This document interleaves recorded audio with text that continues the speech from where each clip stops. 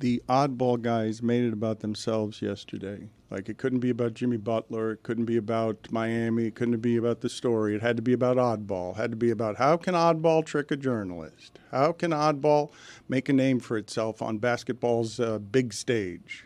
Oh, boy. This is how we're starting. That's not even close to what we set out to do. What we set out to do was to honor and commemorate Jimmy Butler, and we wanted people to come up to us and share their thoughts on what a Jimmy Butler statue should look like, if there should be a Jimmy Butler statue, which most people agreed that there should. You're saying us to mean I don't remember you there. Well, I produced the show. Oh, okay. I'm just saying, like, what that was the show objective, was to have people come up and talk to us about a statue. Should there be a statue? I feel like most people, Izzy, were supportive of a statue. Very supportive. Nobody said no statue. statue. Yeah. I mean, we're looking at the options. Where did you find the gentleman, the artist? Where did you find him? Oh, he's known. He's known in circles. He's from the opposite side of the world. He came from all over across the world. He's made statues from very famous people, right? I don't remember the names though. One was Abdel Khalif Mukhtar, and then the other one was Sharon Stone. Ooh. And so Diversity. Yeah, he's been around. He's done a lot of great work around the world, and we got him, and he was gracious to do it. It's just a lookbook. He wasn't like sculpting right in front of us. Sharon Stone because Stone. I mean, you got to ask him. I don't know. But the point is, Dan. Give it a second at least, Jesus. The point is, the point is that that's what was the aim, and then the team was approached by a journalist who was very fascinated by the work of Akbar, and so he talked to Akbar. Well, but this was Jeremy's friend, and this was embarrassing. Like, what happened? For whom? What for whom? It's never whom. But what do you mean for Jeremy's friend? This is. I thought you were saying it was embarrassing for me because Jeremy's friend, a South Florida journalist, did not recognize me. That was bad. You recognize Akbar. I mean, it was a bad thing for everyone involved, right? That no one here who's of note was recognized, and that journalism is clearly very, very dead. And maybe we're not as famous as we think we I was the only are. one here. Well, Akbar's very famous. He got interviewed by the media last night, so he's famous. Well, he had a giant sign in front of him that basically said, "Come interview me." I don't know. How could you guys? I know it's Oddball. I get it. It's Oddball. I get it. But how could you guys make Jimmy Butler about you the way that you did yesterday by creating news? By creating news that appeared in the Sun Sentinel, doing so, making the day about you. Allow me, if I may. Please. See, Dan is seeing this through his Dan glasses. In Dan's world, how can I make guys, I got to dress up like a chicken and then say something controversial, and then people pay attention. That's how you do it.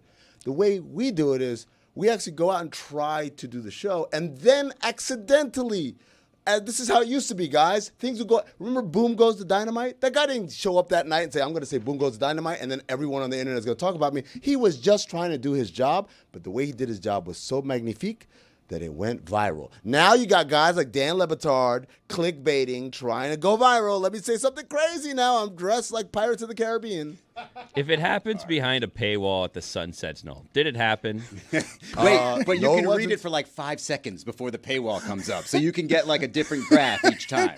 Put it on the poll, please, Juju, at Le Batard Show. If it happened behind the Sun Sentinel paywall, did it actually happen? That was a surgical slice by Billy Gill. What do you mean? You know, the crazy thing is there were comments underneath, and I thought for sure the comments underneath the tweet are going to be like, dude, that's not Akbar Domestique. That's someone else. And no, everyone's like, I don't know why Jimmy Butler should have a statue.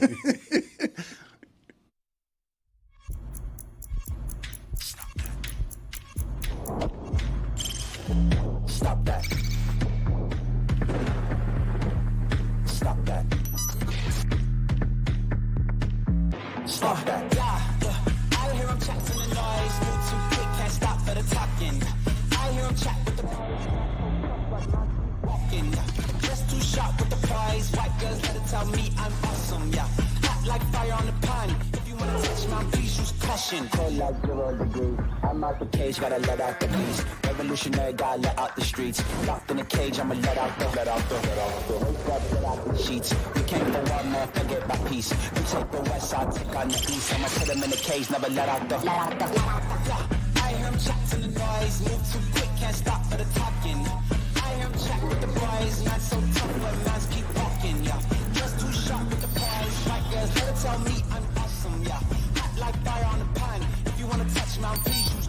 Stop that. Stop that. Stop that.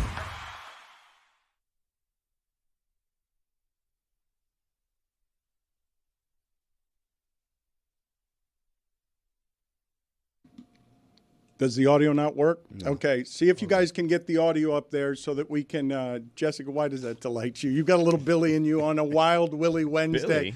That we can't get even the simplest things right. Is that what's making you laugh? Yeah. Yeah.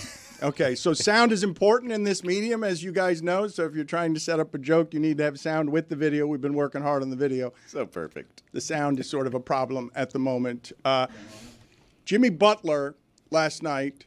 That entire spectacle, the entirety of it, was sad. I was made sad by all of it. And which part specifically? That a relationship that was good with everyone involved can't even shake hands at the end. Like that can't be, that the money would get that corrosive. Look, I'm going to tell you a couple of stories here because allow me here to get here because it's going to take a second. But the nature of competitive people, okay? My brother was very competitive, okay? That's an impossible industry. Art, selling shit out of the back of your car, fighting for money because you want to do what you dream about. And at the end of his career, because somebody was getting in the way of his money, there was an 80-year-old man who runs a company that my brother was ready to fight, physically fight, because of whatever competitive is at the most competitive. Jimmy Butler is 1,000,000 times more competitive than my brother, and I think Pat Riley is more competitive than that. And those two dudes want to fight. And I imagine the marketing meeting where Riley's coming into the room and telling everybody, I know we want to be class and everything, but can we say at the end, and also bleep you, Jimmy, at the end of the video. I don't know. I want to know who talked Riley into doing that. It had to be the Harrisons. I'm going to find out because I don't know what you guys made of the emotion of that, but it wasn't just that the game was a bummer. It's that, man, that was a good relationship. That was a good relationship for everyone involved. And the money gets in the way like that. Competitiveness is overrated as just a value to have, right? Because it ruins a lot of things. It ruins relationships. It ruins a lot. And when you talk about somebody like Steph Curry, for example, who's kind of in, the center of their universe, what do people say about him? I mean, what do people say about Steph all the time? First thing they say. Nice guy. Great guy. Yeah. Jimmy Butler said in a story by Anthony Slater in The Athletic, he's real, right? He just treats everybody really nice. That's not like a skill. Right? That's something that you can just do to people, right? And so when you watch the end of that game or beginning of that game where they don't shake hands, I mean, nobody, Bam walks past him as if he was a stranger. And then after the game, they have, not only does Jimmy just kind of slink off and go back to the back without talking to any Heat players, what does every single Warrior do that played with Andrew Wiggins, including Steph Curry, who had already gone back to the locker room, came back out to talk to Andrew Wiggins. Why? Nice guy. People love him. How is that not so telling about as much as we enjoyed this Jimmy Butler experience for 5+ years, it was always going to be that because that's who he is. And I'm sorry for the Warriors, but at some point he's going to be that there too. Wow, are you calling the shot now? Well, I mean, it's what? I take that back. Steph Curry could be that powerful of an alien that his power of friendship is just more, stronger than everybody else's. But it's just it was the relationship between Miami and Jimmy Butler in a nutshell last night. But what are we doing? He didn't leave on good terms. And again, we've made it about the root cause, which is true. I think the money, but. In his pursuit, he burned bridges inside. Before he was out of here, he burned bridges with people that he played with. And so, I didn't look at that and they're not saying hello. I'm like, but that normally happens. The issues between the player and management, it's usually, hey, I'm dunking and I'm yelling at the GM on the sideline. This was just icy. This was worse than Kobe Shaq because it was nobody on that team that Jimmy wanted to talk to. Nobody on the Miami Heat team. Can I talk to you guys about the idea of proud men being disrespected? Because when I tell you that Shaq wanted to fight Pat Riley at the end over money and disrespect, when the conversation is, and all of this starts with Jimmy saying, and I would have taken us to the finals if I hadn't been injured, and Pat Riley publicly saying, shut your mouth. shut your mouth. The word shut your mouth on disrespect of a proud man. When I tell you that my brother wanted to fight an 80-year-old and Jimmy Butler, whatever he was doing in private, that's where disrespect started. And so he enters the game yesterday saying, I've got nothing to say to Pat, and he better not have anything to say to or me. what? What is he going to do? Are Punch you an 80-year-old? kidding Like, me? what is that? What's an 80-year-old going to do? Punch him? Like, this is a ridiculous scenario in which neither person is actually going to fight the other. I'd love to see them fight. I really would. No, you wouldn't. I would No, you absolutely wouldn't. love No, to see no, them fight. no. This is tough guy bullshit that they're both going back and forth. I'll fight him. I'll fight him. And neither one of them wants to actually fight the other. What's Pat said? I would love for Jeremy, please. I would love for everyone to just kind of stop being the guy that holds the other one back, and everyone just be like, you know what, guys, go. Let's resolve this exactly I'm how with you guys Billy. want to, and I agree with see you. what happens there. Because neither one of them would Let's actually fight. fight the other one. Let them fight. See how it goes. Because neither one of them will hit the other one. Jeremy was so excited about today, and with 2 words in 7 minutes, you have crushed him, Billy. Not me. Nothing can crush me. He was so annoying. I walk into the makeup room this morning and he's like, "This was the best night of my whole year." And I was like, His life. "You were fist I didn't say bumping my a life. buzzer beater like a month ago. Yeah. Like, don't act like this is the only Heat game that's made you happy." I this was year. fist pumping my own interview. He said this skills, okay? was this was better than my wedding day. He said. Yeah, to we us. all believe that, Jeremy. I told my wife that last night. Honey, are you watching this? Isn't this better than our anniversary? No, look, I don't know if the word fight came out of anyone's mouth. You guys are making a leap here, right? He when he says, you better not have anything to say to me, it's not, or I'll punch him in the face. It's, or I'll say things that have been behind the scenes that no one has revealed that I will reveal. And I think both parties kind of feel like, hey, I could have made this a lot worse if I talked about the way you guys did this or the way you did that. But I'm trying to take the high road. They're both trying to do that. And, it is what it is. No one's trying to take the high road here. Yes, they are. No, they're not. Get out of here. Dude, if they're not taking the low road is what I'm telling you. They're not taking the low road, but Okay. like when he puts out a tweet of Andrew Wiggins saying hi to all of his teammates and then puts something along the lines in the caption of great to see a former player go and make up with his coach and teammates, like, come on. Yeah, You're Pat not did- trying to take the high road. Well, they didn't tweet definitely that. didn't. I mean, look, that intro video was half-baked. It didn't have like the play-by-play. It didn't have the celebration. Oh, Miami Heat win the Eastern Conference Championship. Didn't have any of that. Didn't have quotes from Jimmy Butler showing his I wonder why. personality and everything else. I wonder why the quotes weren't there. They Is it also- because they were all lies? They also don't normally do that. Jeremy, please. They also don't normally do that in the intros because they want it to build up a little bit, right? And they do that as the after the first break, you're coming And also back because no one's there. because no one's there. That's another hold on. reason. That building was packed.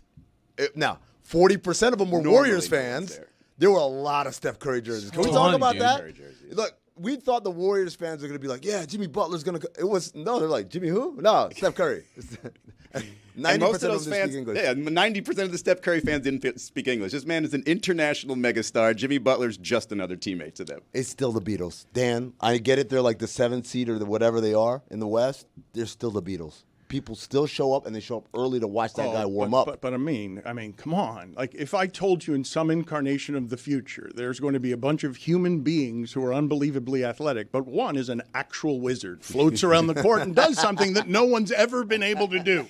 Like, everyone who comes internationally to watch Steph Curry, just because you watch the games every night and know that you're no longer amazed by something amazing doesn't mean that you're watching something. It's not in sports. It might as well be God coming to life and appearing before you because it's unlike anything you've ever seen before. And you can't imagine anything better than that either at that size. I'm not desensitized by his magic, but I am surprised that a team that has fallen from grace, relative to where they once were, still attracts the traveling caravan of people from across the globe to just glimpse him. Dan, They don't even have to. He doesn't even have to play. there was so much media at the game that Heat PR had to seat us like in the stands. That's how many people were there. And as I'm sitting there, Dan, I'm hearing people. They know he's not playing. When he came to sit on the, hey, there he is. Where? Look over there. Look over to the left.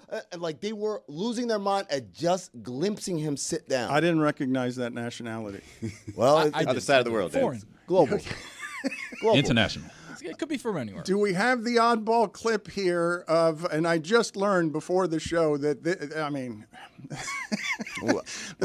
the Sun Sentinel reporter did not know that this was you. I just want to be clear. Just play the Is he? clip, He Dan. knew it was his. All right, go ahead and play the clip. You make show. I do. I make a show, yes. What's name show? Oddball. Odd. Like Odd. strange, weird. Odd. Like, yeah. Odd. Ball. Oddball. Ball. Oddball. Ball is life. Art is life. Life is art. I do a show with somebody called Amin El Hassan. Amin El Hassan. Amin is a very good name. Amin. It means trust. Amin, trust. Oh, okay. Trust, yes. In Amin we trust. Yes. Okay. Yes. Very good, very good. Hello.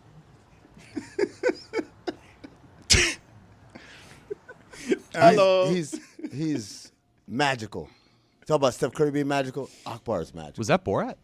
No, that's Akbar Domestique. Just to be clear, I know he's got some French accessories.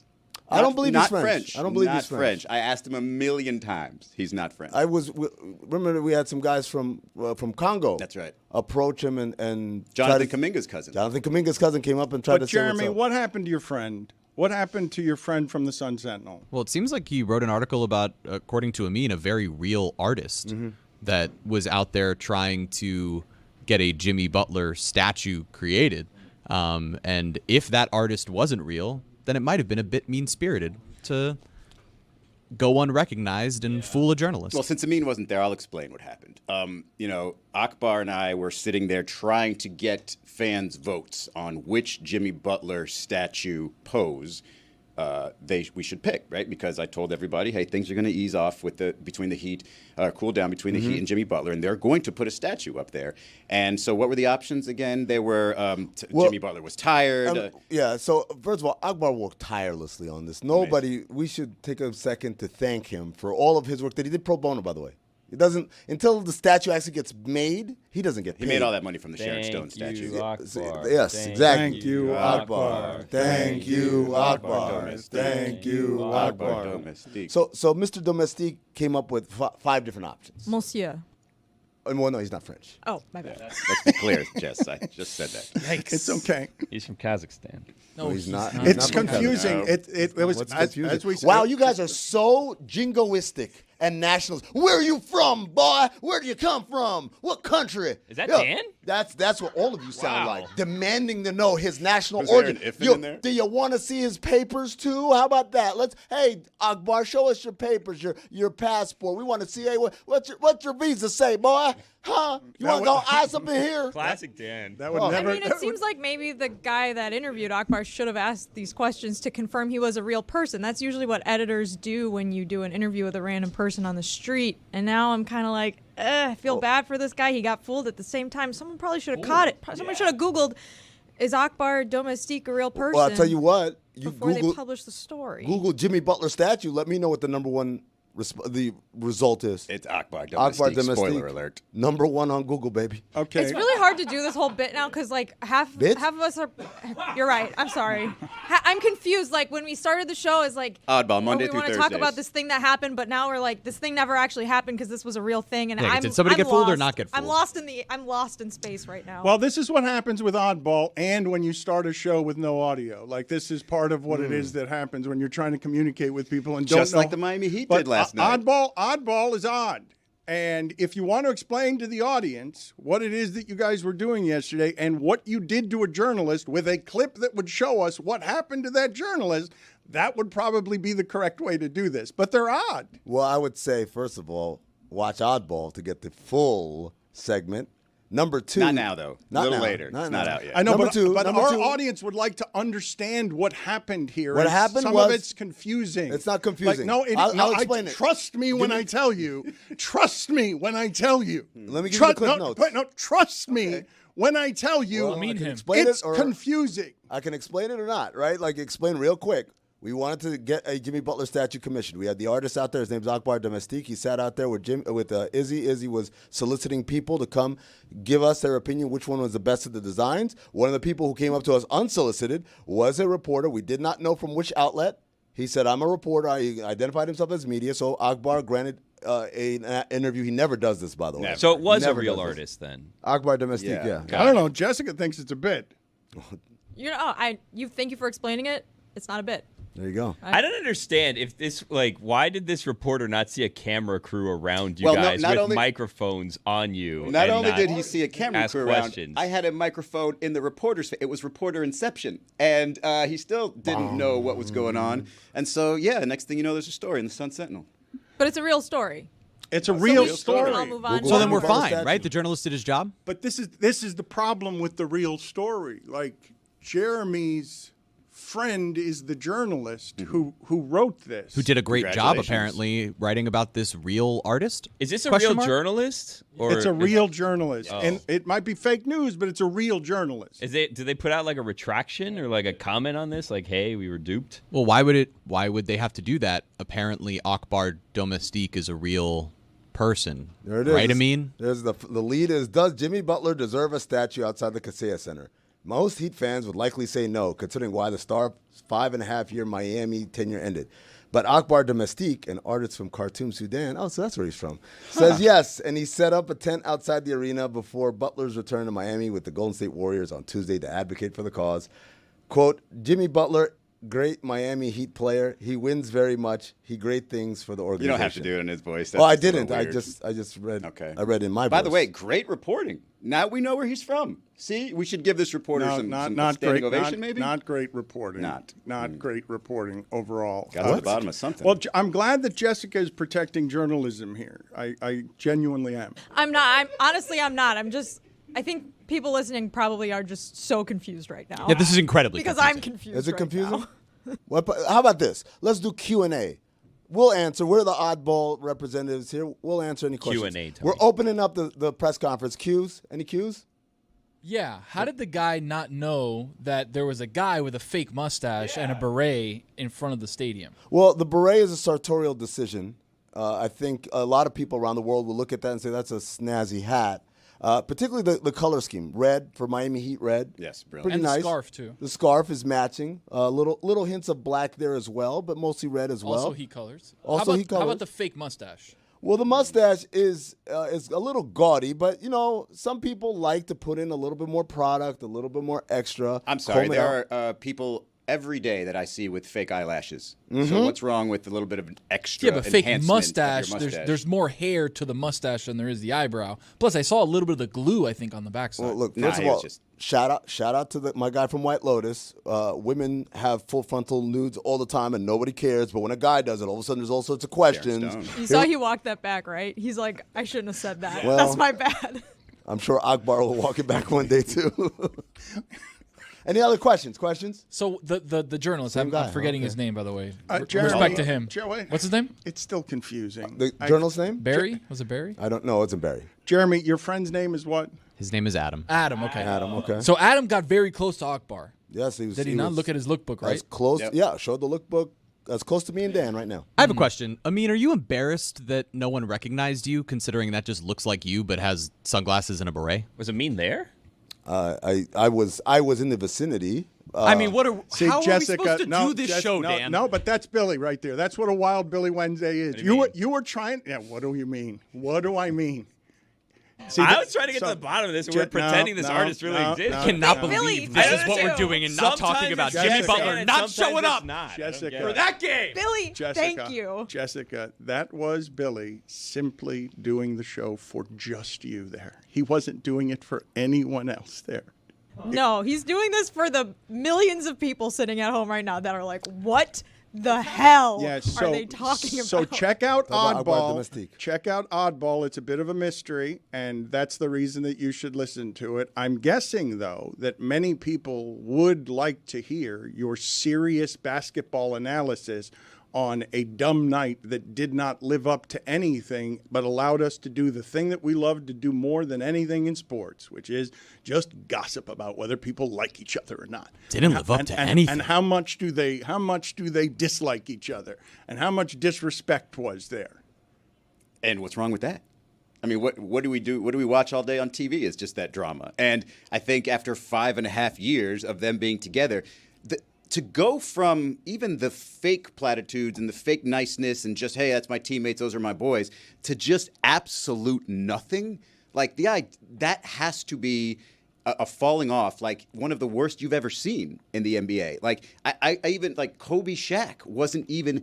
I mean, I know it was bad, but people figured, hey, they'll get over it. This one, it just feels like this is just the end of any relationship he could possibly have. And he said he didn't want to burn any bridges with the organization. It seems like he has.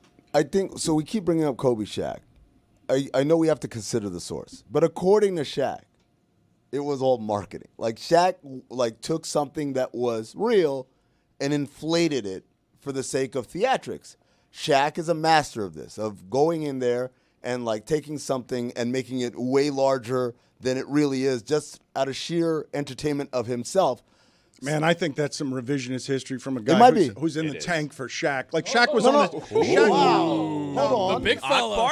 I don't remember beating a drum at Shaq's games. Like, hey, Diesel. But Shaq was on a stage in a New York nightclub singing, "Hey, Kobe, tell me how my ass tastes." Yeah, it was funny. No, come on. It's being funny. By the way, comparing this to Kobe versus Shaq is the most insane thing that's happened this entire segment. You're welcome. I mean, it is the relationship that ended. It's not like it's dissimilar, but I think the best part about this to me was all the pettiness from the Heat. It was not just not talking to him. I think Alec Burks might get in trouble, by the way, because he actually did go. The only guys who Jimmy spoke to last night were Kevin Love, Terry Rozier, and Alec Burks. If that doesn't show you everything about Jimmy, I don't know what does. Shout out to K-Love. K-Love said he posted the clip before the game. I don't got a problem with these guys. My beef's not with them, never will be. But I'm not going to go acknowledge them. I'm not going to look in their direction. I'm not going to speak with them. It was I could not believe with former the way that all ended. Can I ask you, did you see Bam and Tyler going Jimmy, wait. Who's the one that left? I'm just saying. You're saying oh, he didn't say what's up. It's like when people say, you didn't call me. MFer, you didn't call me either. What are we doing? It's only on me to call you? I got to be the one to pick up the phone. But if you don't pick up the phone, I never give you any problem. But he did call people. He called Kevin Love and Terry Rozier. But the relationship didn't end when he left. The relationship was over while they were here. Yeah. So they're not happy with Jimmy as well. I'm just saying, I don't know if they had done I've seen it before. It's happened to me where I went and reached my hand out to shake hands with someone that I'd had a strained relationship with, and they looked at my hand and walked away, and I just stood there with my hand out, and I looked at everybody around like, see, I tried. I reached out. They didn't do anything. That's not what happened. No, you're right. I'm not saying Jimmy's an angel. I'm just saying, poor Bam. He didn't even say hello. He didn't look at him. Neither did he. Yeah, one guy showed up for the game and the other didn't. It also feels like if this score was opposite, Jimmy would have been center court waiting to say exactly right. He would have been there. Where's Bam? Let me give him a hug. Exactly Where's Tyler? Let me pat him on the ass. I'm going to tell you right now, I don't think so. You think he would have said all the glowing things he said after the game if he would have won?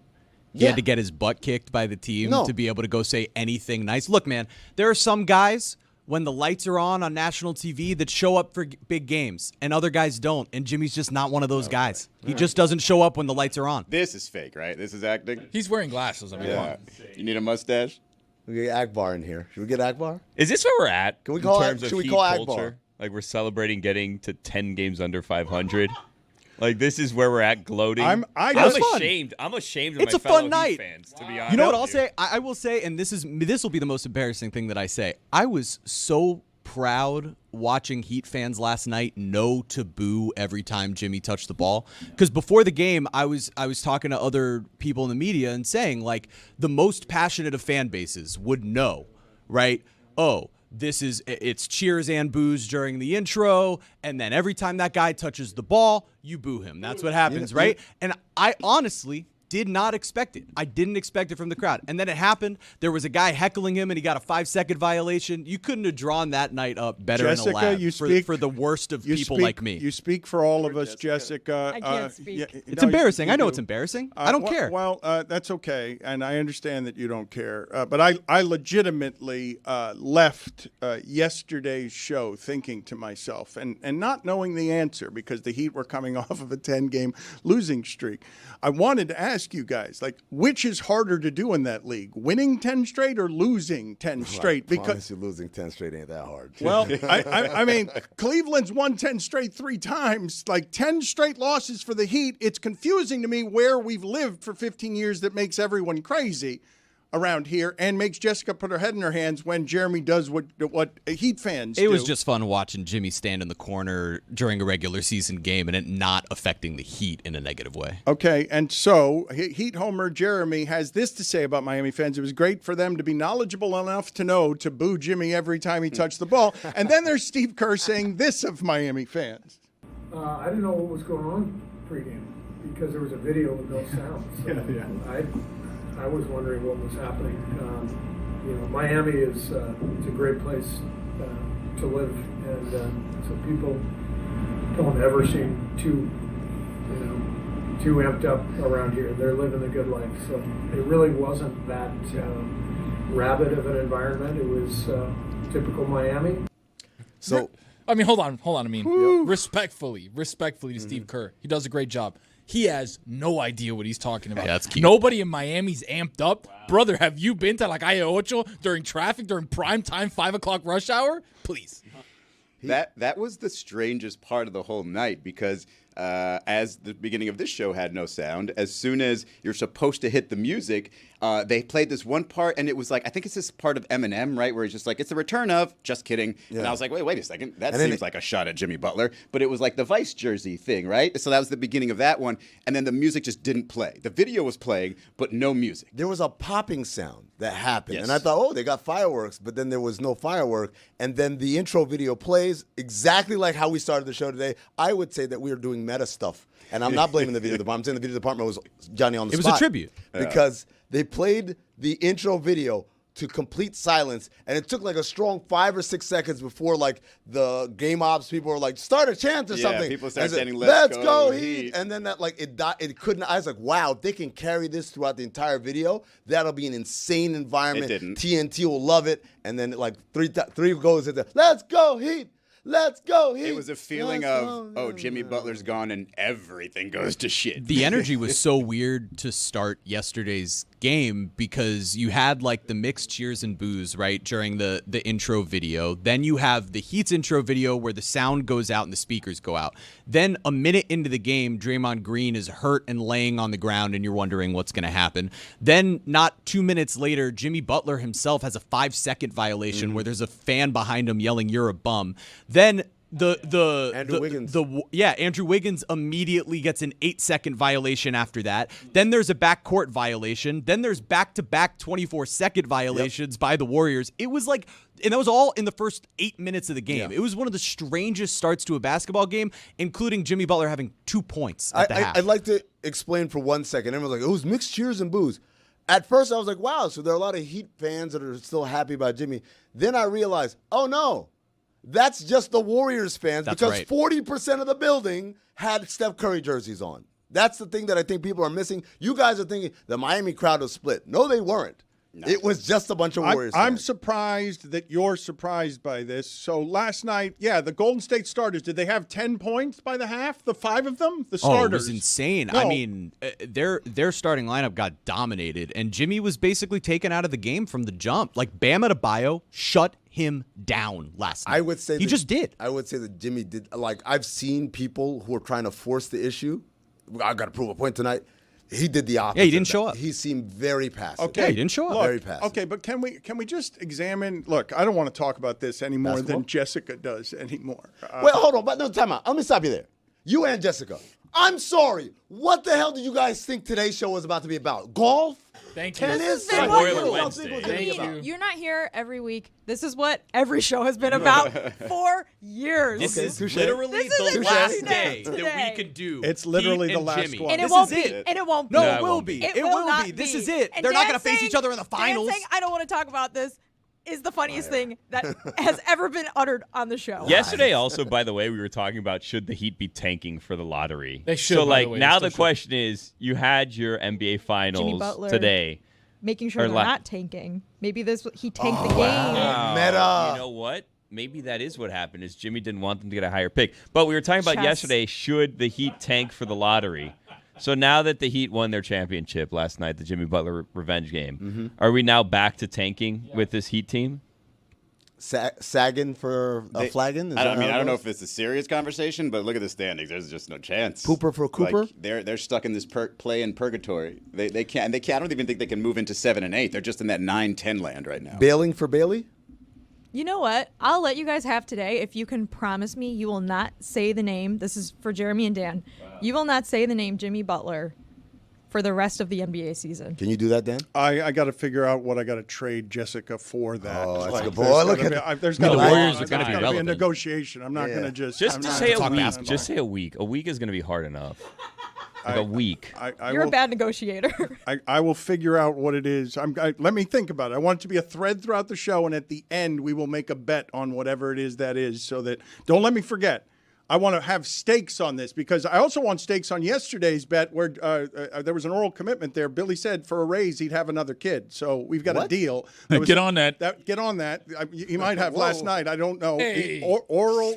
Oral Be commitment. respectful. Oral commitment. I'm sorry, what? Can't have a kid that way. Be respectful. You and me have made a deal. Everyone heard it. Everyone. Well, if I have a child. That's right. Well, Oh, have confidence but in you yourself, can man. if you have a child, you can Yeah, if I have have a a chi- raise. if I We have a made a child. deal. I want there to be I don't think that this is binding in any sense of the word it's whatsoever. the words being spoken right now are an oral No. commitment. Any Any contract is binding. Oral in the state of commitments Florida. are not. They're oral commitments. You're backing down. No, I'm just saying. He's scared, Dan, is what it is. You put the money up, and he's like, no, I don't want to do it anymore. It But was- how it much was money his- are we talking? Like, That's a let's good negotiate, question. Billy. It's a good question. Well, I What if just it's had like a kid, so $1 me and you million could talk after, right? Oral. And what if you have a fake baby, Wow. baby. Oh, Yeah. big baby. but got a you get the mustache $1 million? for Adoption. Like, let's work this thing out. Let's a little figure bit. out Adam will interview. let's figure out what the consequences are. Kid's gonna on have to that be named bet. Cash, right? Obviously. Yeah. Because I'm going to be willing to make the bet of no. It's just the name Jimmy Butler, correct? Just the name. Nope, yeah, I already lost. I'm not. I'm not Bad lost. start. That's why I said a week, It's Jeff. not just negotiations the name; are- it's that you just can't talk about him. Problem you is, can't say his name, but you also can't. ooh, talk I about have an idea for this bet, and I'm just if we're figuring out bets. If Dan wins, you have to wear a costume of some sort. If Jess wins, Dan can't wear a costume for a year. Oh, that would kill wow. him. That would Or- kill him. or- Billy. Wow. You know You've what's cut 'em deep on frustrating that one. about this? I was undefeated last year. In what? Undefeated. It's the reason I didn't wear a costume all year. I was undefeated at the grid of death. I went every single week and never lost a Sounds game. like you were And cheating. hated it. How about if he loses, he shaves the beard? Oh. And if she loses, Jess has to grow a beard. Oh. I've got a mustache for Not that. a bad trade because I can't grow a beard. So You could wear a means Nothing will change. ridiculous beard. Akbar. apparently Oh, that was yeah, not a eyebrow. mean. So now we're back to square who was one. that? Weird as mine. What are you talking about? Akbar.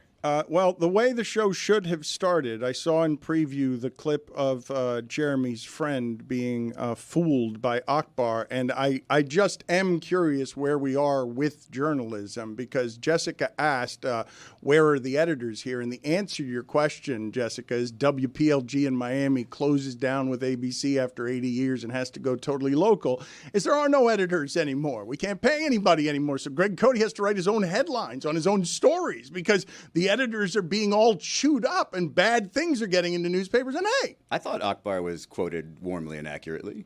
Well, also, like, that story, so ABC is still going to exist, but WSVN now is going to have Fox and ABC on their, like, second channel. And then WPLG announced that they are focusing on journalism, and they're reinvesting all of the money that they were going to be asking for to get the ABC license into local journalism. And they're going to do more local journalistic shows, and they're going to have longer news days in the morning, and they're going to have different programming that's specific for local because they thought that ABC was asking for too much, I believe. Billy, hold on. There. Are you PR for WPLG? No, Yeah, I'm what's just going on? saying. He's got it right. Well, He's got I it. read shocked heaven by forbid, Billy I read a having it story right. before we talked about You it. don't So read journalism, yeah. the guy that runs the network doubled down on his commitment to local journalism and covering local stories. So it's not a situation where the network is folding. Oh, okay. Billy, let's bring back Sports Bang. Sell it to them. Local journalists, Billy Gill, Tony Gladiator, all of a sudden take on sports. Wait, who was the second person that's me, doing this? Me and you. All of a sudden, Me and you. all of a sudden Pass. take on sports. Pass. I love that idea. It's like they've been covering like politics and like Wall Street, and all of a sudden we're gonna take on sports. Yeah. With Sports Bang. We both wear like suits. Well, beat Jim Barry. Jim Barry keeps jumping back and forth between sports and news. Why he can can't be the we? third. He can be the third guy. Ooh, I like that. Me, you, and JB. Okay. Roy must be wounded in the history of WPLG. That's 79 years. Dwight Lauderdale. I mean, Yeah, and that's, Bishop. That's what I mean. They taught me about news. Like that was television news when we were growing up, and then ABC comes in and says, "No, it's going to be network." And yes, they're trying at Channel 10 to do something that is a special thing where they take care of local news. But to answer Jessica's question, there are no editors. There's not money for editors. There are like 5 newspapers in the country that can afford editors. Also mentioned in the announcement, they will still have Wheel of Fortune. So Great. don't be Yeah. worried about that. Jeopardy? Good lead-in for us. I think Jeopardy too. Excellent. And Kelly and Mark or whatever the Kelly show is called I've now. never really liked Wheel of Fortune that much. Really? It's fine. It's just like I think Jeopardy is so much better. I haven't seen any of the Seacrest episodes. Yeah, me neither. Not a one. I guess that sort of we agree then. Yeah. You know, speaking of 10, when's the last time you saw number 10 Jimmy Butler show up for a big game, huh? Oh boy. I Lights don't are on, think he Dan's allowed shrinks. to talk about that. He's got his boys in matching I don't- Joy shirts on. Come on, How has sideline. Izzy already ended my negotiations? Beard's coming off.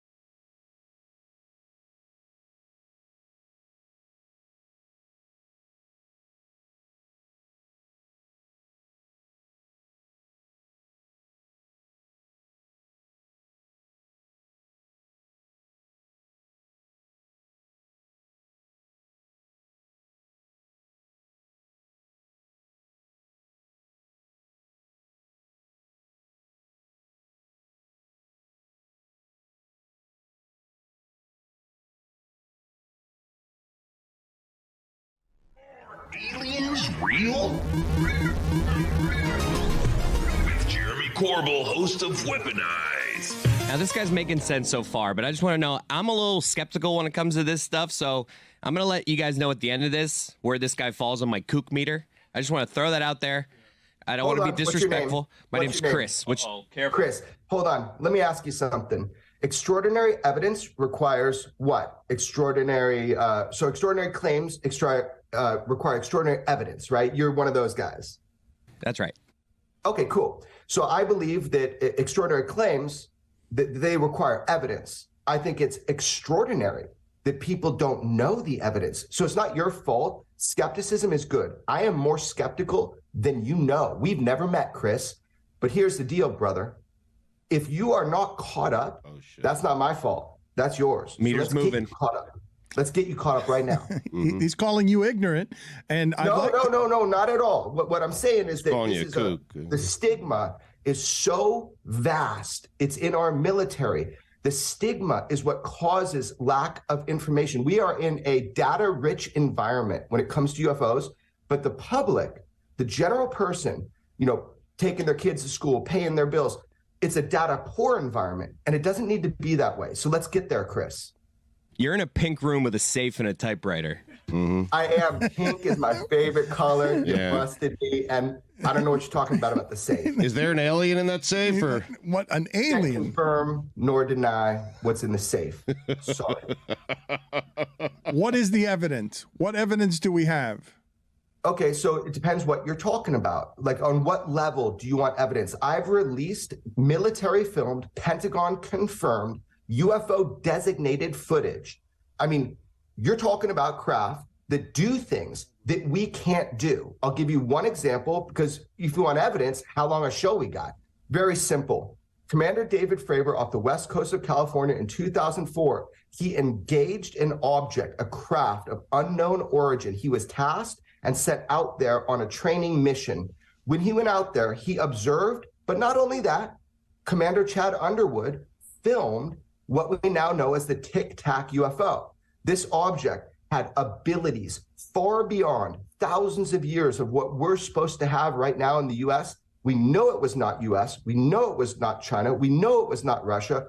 Whose was it? This craft was able to drop from 80,000 feet, actually above that, because that's the scan volume of the radar system they were using. It could drop above 80,000 feet, so from outer space, all the way down to sea level like that in less than a second. Now, you tell me what we have that does that. That's tracked on radar. That's tracked on satellite. That's tracked on the ASA system on the pilots. And we have visual confirmation from 5 pilots. So you tell me, whose machine is that? That's the extraordinary evidence for the extraordinary claim that there are objects out there we don't understand. Mike McClung is proof, right? Mac. Who's that? Mac McClune? Matt McClung. The guy who won the dunk contest. Nailed the it. tiny It's a white double guy. fine. Yeah. Double fine. Yeah. Oh, man, all I watch is He's an jujitsu alien. and movies. I don't know anything about sports. I'm sorry. Whatever the fuck his name is. It's okay. It's all right. It's not Jeremy, what do they want? The Who's aliens. The aliens.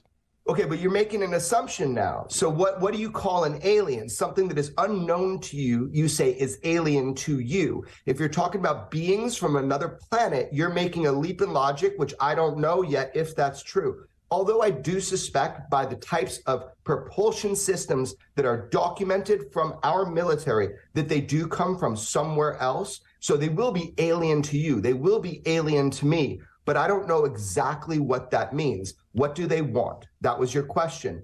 How could I know that? I don't even know what I want. It's fair. The podcast series. What are you on for? I mean, is called you don't know what they want. Weaponized. His show explores strange phenomena, UFOs. He just blinked for the first time in this entire He interview. did. Yeah. Cover He's one of I'm them. not an alien. He is. Conspiracies, That's exactly what an alien would say. hard evidence related to the paranormal, cutting edge science, big time crimes. Do you think that there is a? We obviously know more than what we've released, and as of a few years ago, we've declassified all this, and we've totally acknowledged there are things out there that we don't understand that can do things we can't explain. But do you think a part of this is being withheld from the public now, just because so many deities would be confused by this and would not know where to go, and us as a species right now, we couldn't handle the truth? Well, first of all, we can handle the truth. We have a right to know and need to know, and I feel a duty to find out. But is there a cover-up? Okay, so that's what I'm talking about. Like, this is not theoretical. We have documents from the CIA, from the FBI. This is a historic cover-up. Nobody wants to admit that there is a technology out there that is far more superior than the greatest supernation that we know on planet Earth. So you're asking me, is there a cover-up? Man, they cover up how much they spend on a toilet seat at the Pentagon. So you're asking me if there's a cover-up about UFOs? Yeah, the answer is effing yes. You know what? My boy's cooking right now. Let my boy cook. I'm with him. He is cooking. I don't understand. I don't understand that reference. Can you explain that? That you're spitting.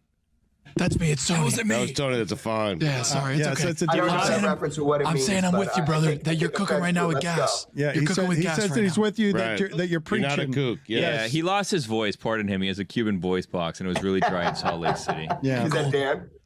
No, I'm Dan, and we've got an assortment of clowns parading around us. And That's Cubans. good. That's good. Look, guys. I really appreciate you want to cover this topic. We kind of have fun with it, right? Everybody's like, "Oh man, this is kind of crazy." The thing is that it might be the biggest story of our time. In fact, I'm pretty sure it is. It's either that there are beings that are non-human, so non-human intelligence engaging humanity, or we have some sort of deception program where we're being led to believe that. Now, that is much less likely, much less, because it would be coordinated over generations. So it's good to have fun with this, but let's be honest. Isn't this curious? Super. And if this technology is out there and can do things, and this is just one ship, then one would make logical assumptions that if they have this type of technology, they have technology to do worse. Why haven't they? Why are they just observing? Playing with their food. Why is everything... it's a lot of people get skeptical of UFOs because it's a lot like Bigfoot in that, okay, but nobody can get me a crystal clear image of this. Nothing like Bigfoot. No, but we have so many photos and images, and the Pentagon confirmed, and we have military pilots that come forward with footage, radar, sonar, thermal, everything. There's nothing like Bigfoot. And I've seen the videos that you're mentioning, but still, you refer to it as a Tic Tac because it appears as a Tic Tac. There's still, what we have out there, people can still dismiss as that's got to be something else. There isn't the one great holy grail piece of footage where you can see definition in these things. And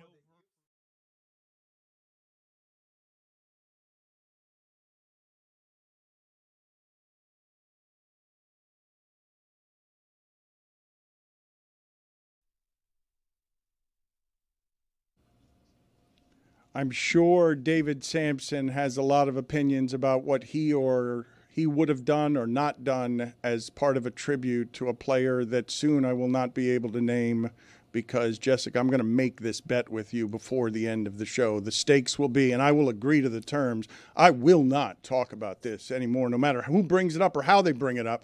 I will abstain, but in exchange for that, there has to be something of equal measure that you're giving me. I'll think about it. You keep saying steaks, so I know, but can it be actual steaks? That's what Can I'm that be saying. part I of think it? that's what he was angling at. No, delicious. It can't. It Can can't you eat be steak? actually steaks. No, it can't. Either Tuna one steak? of you. You can eat steak. You can have a tuna steak, right? No, I can have. I can have fish and stuff. I can tuna have steak. chicken, but Churrasco you can't have? no steak. Why? Just can't have it. It got- reacts badly with my body. What do you want? What do you ask? You new here? What's up? What do you? How long have you been here, Billy? Come on. I'll go through the list if you want. I can't have paprika. Like we could do that. You'd like that for me to do that for 3 hours. I just want to get to David. I never thought I'd say that. Hey, David. Billy, it's baseball season, baby. It is. It starts tomorrow. I have a fantasy draft tonight. 9 o'clock is very late for a fantasy draft. Baseball fantasy drafts are like 24 rounds. I don't like this one bit, but I have to do it. I need to know who is your first pick because there are a lot of players that people may not be focused on because of your inside information. You may be able to get somebody really good. It's a good question. So my league, no one cares about this, so we got to get through this very quickly. So my league, each team gets 4 keepers. So I need to kind of go through the list of the keepers and even see who's available. It's a whole thing, and somehow it always sneaks up on me. So I need to cram after the show today. So we'll see. So I'll give you a spoiler alert. Oh. The first pick should always be Jimmy Butler. That's right, Billy. You didn't think that I was not listening to the start of the show, to the entire first segment, where your guys are talking incessantly about Butler and the ridiculousness of that video. There's no way Pat Riley should have approved. You weren't talking about that, were you? What kind of segue was that when you guys were doing baseball? Was that you trying to just talk about what you wanted to talk about? Because he was trying to talk baseball in his fantasy league with you, and you decided to make it about the subject we agreed we weren't going to talk about anymore right now. Yeah, because that was Billy saying, David, and I got a text here offline, which no one's supposed to know about. Hey, we only have a second to talk about baseball. We got to talk about Butler. So that's why I want to do that. It was very important to me to get to Jimmy. I actually talked about it in my MLB preview show on Nothing Personal, which I don't have a clip for you to show, which I wish I had, but I don't. But I did a whole preview of the season, but I did work in the craziness of the decision of whether or not you do a video, who approves that, how it works, because we have that kind of stuff all the time, Dan. So what would you have done? Oh, because of the way he left, there's no video. We would not have even told the umpire to pause the game at the first at-bat of that player if that player came back to have an at-bat against us, because normally you have to get permission from the umpire, actually, in order to pause the game for the player to step out, tip the cap, get the ovation from the 749 people there. So we don't do that. We wouldn't have done that for a player who left in that way. I mean, that's being an ass, though, right? Everybody would have noticed that, and it would have inflamed the entire situation. Like, is this not a part? I mean, I don't even say this to mock you. The Miami Heat as an organization, they try to represent class.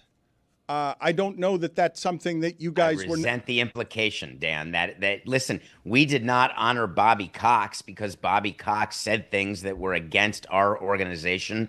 I'm sure it's somewhere that you can look up. It became a big deal, but we stuck to our principles that if you're going to be critical of us, we're not going to open a window for you to be celebrated. So I don't think that it's about class. It's about accountability, which is a concept that I wish more people understood. You can't act like Jimmy acted and expect that it's going to be butterflies and unicorns when you come back. It should be you're an enemy on the different team. See you later. You're welcome. I would have liked a full-page ad in the paper from Jimmy thanking Pat Riley for allowing him to get paid this season, because I would have suspended him the rest of the year, or if the union made me, I would have sat him at the end of the bench for the rest of the year. I think, David, the issue here is it's not about Jimmy Butler. It's what you project to the rest of basketball. And for them, I think they did the right thing. This is you might be angry about things someone has said and done. And yes, internally you might be, go F yourself, but you say the thing that causes the least amount of waves. In the same way that, David, you said that when the Panthers won the Stanley Cup, if you had been the Marlins, you guys would have been MFing like, damn. But externally you say, congratulations to the Panthers. Why? Is it because you owe anything to them? No. It's because you want to project that, hey, we are a place that does it right even when we have been wronged. And that is what you want carrying forward, not those are the petty guys that hate when the other team across town won their championship. Yeah, I would do that for a team in my city, absolutely, but that has nothing to do with rewarding player empowerment or rewarding what Jimmy Butler did to get himself out of Miami. You're comparing apples to peanuts. No, I'm not. I'm saying to you, what's the reward? Just like what's the harm in saying congratulations over there? What's the reward in not doing a 30-second, if that, video that wasn't, I mean, it was kind of toothless, to be honest with you, but they did the bare minimum so that no one can ever say, oh, you petty MFers, you guys didn't do anything when this guy came back, which is, again, it's not about Jimmy Butler. It's about every future free agent, every future player, star player who'd want to come here. They don't want to have the feeling that, hey, man, if I ever force my way out or have to force my way out, they're going to bury me too. That's what it's about. Let's go to an alternate universe, Amin, and let's go to the universe where there was no video. Mm-hmm. Are you spending the first 40 minutes of the show talking about the fact that the Heat are a classless organization for not honoring Jimmy Butler with a video, and then imagining that it would have been, whether it was a great 1-minute video with sound or whether it was an ordinary video? Is that what your position would have been had there been none? If there had been no video, it absolutely would have been the A1 topic of, oh my God, they didn't even play the video. And I'm going to tell you what, David, yesterday they did the intros, a guard from Moses Moody, a blah, blah, blah, forward from Michigan State, Draymond Green. And then after 4, I was like, waiting for the guys just to say, and number 10, Jimmy Butler. I thought they were going to do that, and that was it. And then there was a silence, and I was like, holy shit, are they just going to announce 4 guys and then move on to the home team? I literally thought that's where they were going with, because that video took a delay, Jeremy. Back me up. It did. No, there was like a 3-second delay that felt like an eternity because like, you were wondering what's going to happen now. And had they gone directly from 4 guys, all right, now we're going to start talking about the Heat, absolutely that would have been A1 not only for our show, but every sports show across the country. This will make Dan crazy, but I want to mention the name John Condon. John Condon was a very famous announcer at Madison Square Garden. And when a former player would come back, he would announce, and he was an amazing announcer. And when a player would come back, and number 4, Jimmy Butler.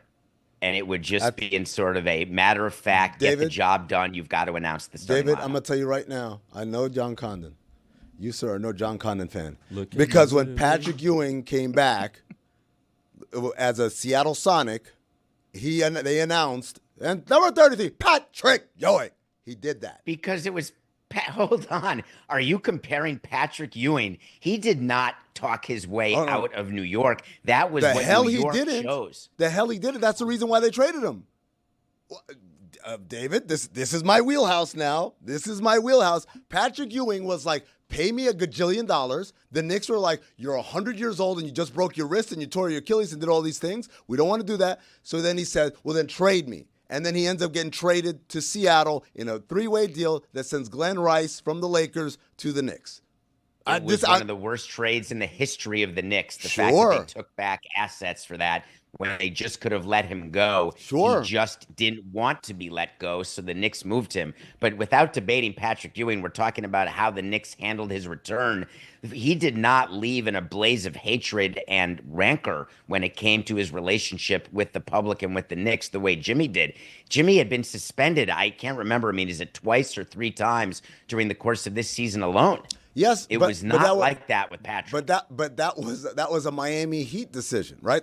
Miami Heat took and I'm not saying it was the right decision or the wrong decision. I'm just saying it's very, very rare the path that they took, not only to suspend him, but then to choose to fine him through the rules of the CBA at the higher fine amount than what is a typical suspension. So that was more about the Heat, behaving in a way that was unorthodox in the situation than about Jimmy Butler doing something that was highly unheard of. You can't say something's unorthodox, actually, when it's in the 4 corners of a CBA. You know that. No, you have to operate within those confines. No, I know. So but it's actually don't play verbal gymnastics with me. When I say unorthodox, you know what I mean. I'm not saying they went outside of the rules of the CBA. I'm saying they took a path that is least taken among teams who are faced with that kind of situation, which happens yearly in our league. Nobody takes the path that they took, but they took it. It was well within their right to, but we all know that's not a recourse. In the same way that, David, if you took my sandwich out of the fridge, I could call the cops and say theft.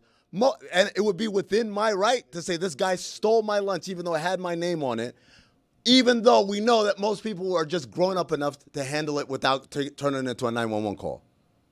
It would be petty larceny at best, unless you got this amazing sandwich from the deli. That's my point, David. What Jimmy Butler did was grand theft auto. Oh man, it's not just that he missed a plane. GTA. This was a pattern of behavior over the course of years. Even when they were winning, you had a Heat organization that couldn't stand him. You're playing a semantics game right now. I'm telling you that a lot of the rancor, there was a good amount of rancor that was created by how the Heat reacted to the situation. And I'm not saying that they were wrong to do that. I'm just saying it's part of the pie that was baked. And so when you talk about, hey, Patrick Ewing, or John Condon never does that. I'm like, we did it for Patrick Ewing. We're like, well, Patrick Ewing didn't leave in bad terms. Yes, he did.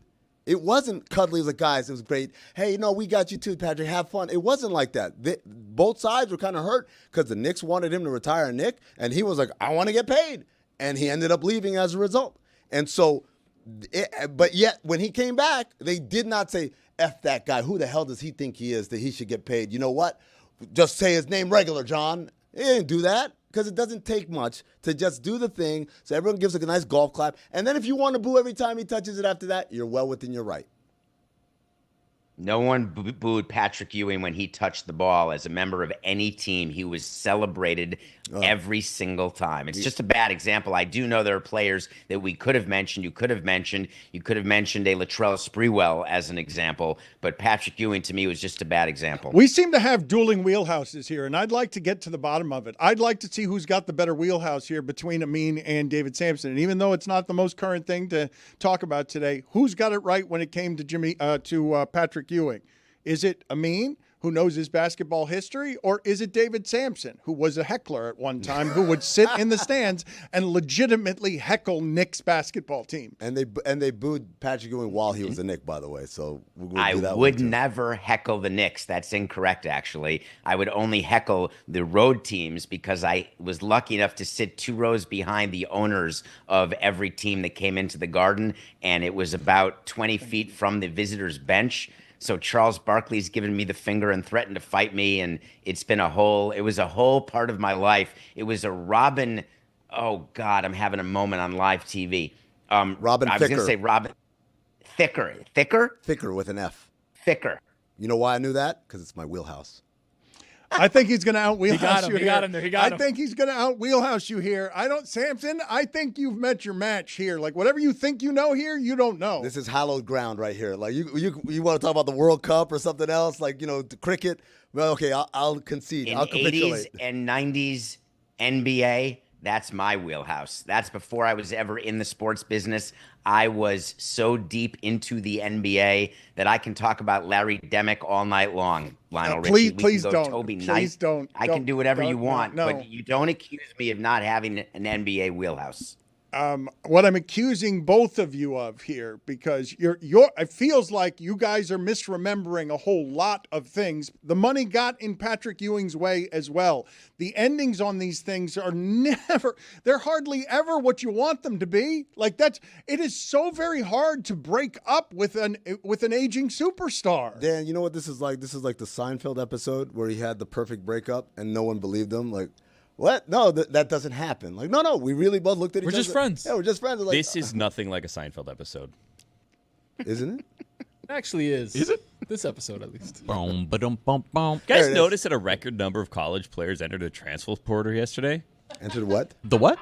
Transfer portal. Oh, that's what that was. That's a true story, Billy. What a crazy thing that they have the portal open during the tournament when we should be focusing on the Sweet 16. And you all got what you want. You wanted players to get paid. You wanted them to be in the union. Now 700 plus of them go into the portal. It's crazy. You and Skipper were arguing about this, and it seemed like one of the best arguments I've seen between you two, because you do a great job on the Sporting Class with Pablo Torre and John Skipper talking about sports business. And he said something that got aggregated, which is that March Madness and all this stuff can go to pay-per-view, and you can stop NIL entirely, the entire mess of free market capitalism. Not surprising that he would want some governance over that. I was surprised to hear you say, freedom for everybody. Well, that's actually always been my position, Dan. I'm the one who fought with the union in baseball. I wanted players to get free agency immediately and have it every single year. And now a player in baseball, they have to be with the team for 6 years before they get free agency. And the union would never agree to it because they thought that players wouldn't be able to earn their pay each year. And you'd be actually losing money as a player to do that. And I was willing to say always be free. And that's what college players are. They are free agents. Even when they sign long-term NIL deals, if they're not paid or there's any way to get into the portal, which there is, they just go to the next highest bidder. And what Skipper was saying is what he wants is just a super conference. He wants Yankees, Red Sox every day, every game on national television. He wants North Carolina Duke every game, every round of every series, and every round of the NCAA tournament. And to me, one of the exciting things are the upsets. And what he countered with is that an upset would be anybody who's not favored. If it's North Carolina Duke and North Carolina is favored by 5 and Duke wins, that's an upset that would make fans happy. And I just had a fundamental disagreement. It's really fun to root for the underdog during these tournaments. David, I have to agree with you. I think someone did this years ago, I think it was 10 years ago, but what is the perfect formula for March Madness? And the perfect formula is first couple of days, upsets. We get to Sweet 16. I want to say you want 2 or 3 Cinderellas. By the Elite Eight, maybe 1. By Final Four, you want 4 Blue Bloods.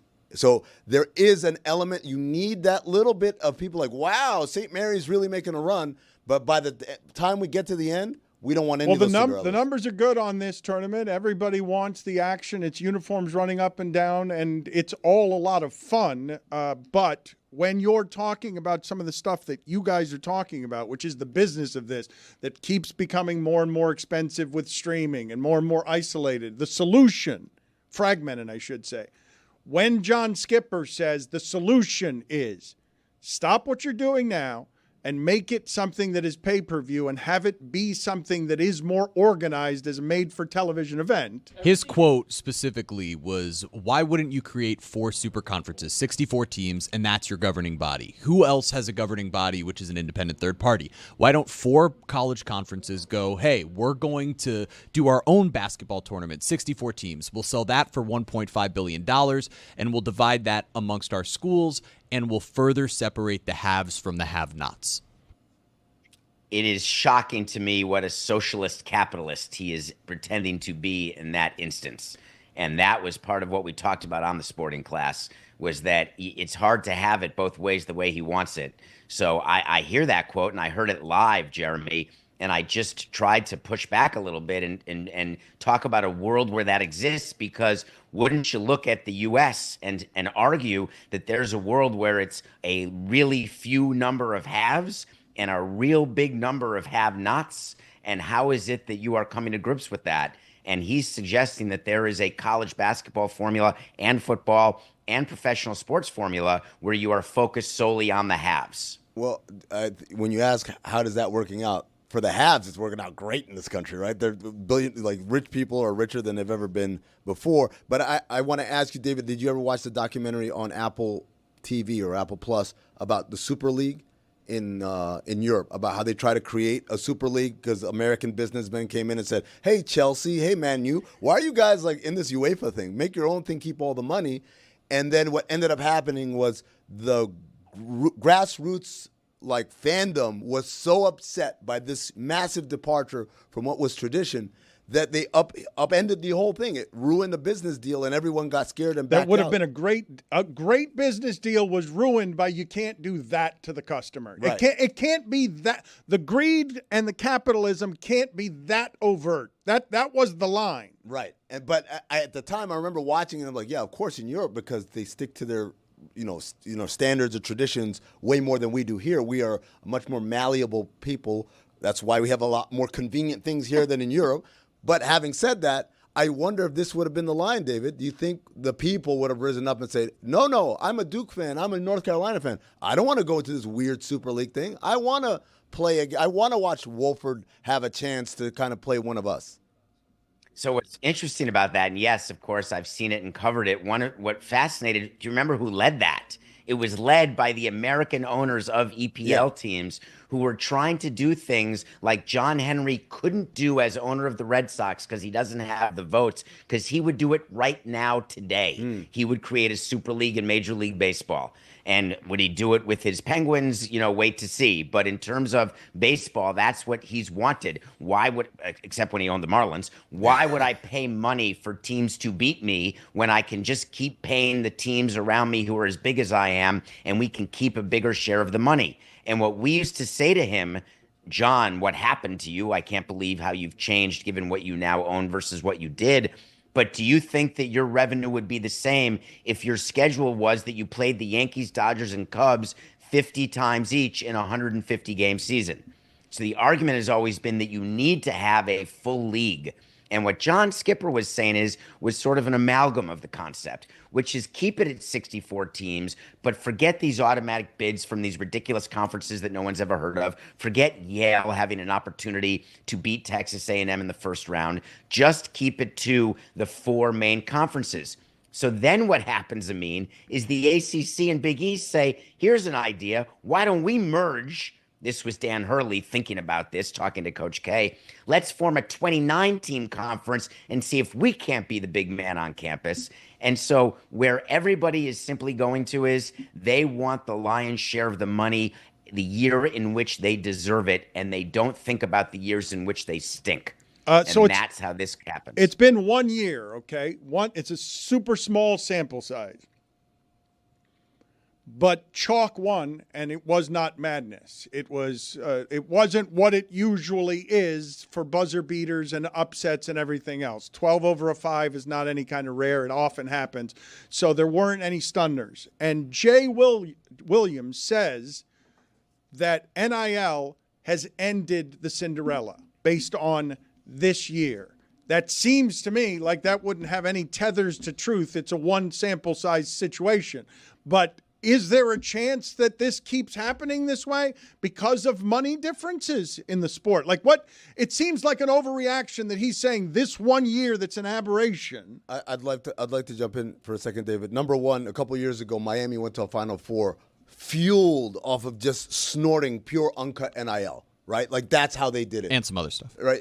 The NIL and the transfer portal actually accelerates this because people are going to be able to bring up a bag of money and say, look, let me go after this kid who, for whatever reason, didn't get enough touches or enough shots or enough minutes in his situation. And it's going to create more randomness. I think, to pretend like this is a result of NIL. First of all, this is not the first year of NIL. This is not the first year of transfer portal.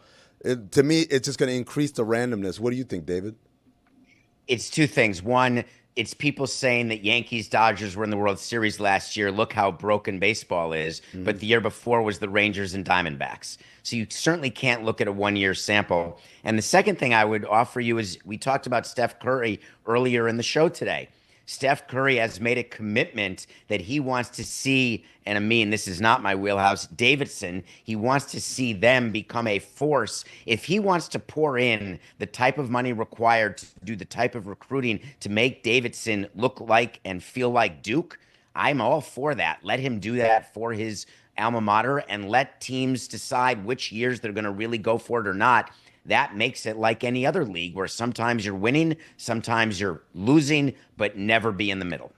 Before the end of this segment, I wish to have a Patrick Ewing off between David Sampson and Amin to see who has the greater wheelhouse. It's one of the most pathetic things to ever happen around here, but they're both entrenched in their positions that they know more about the Patrick Ewing era than the other one does.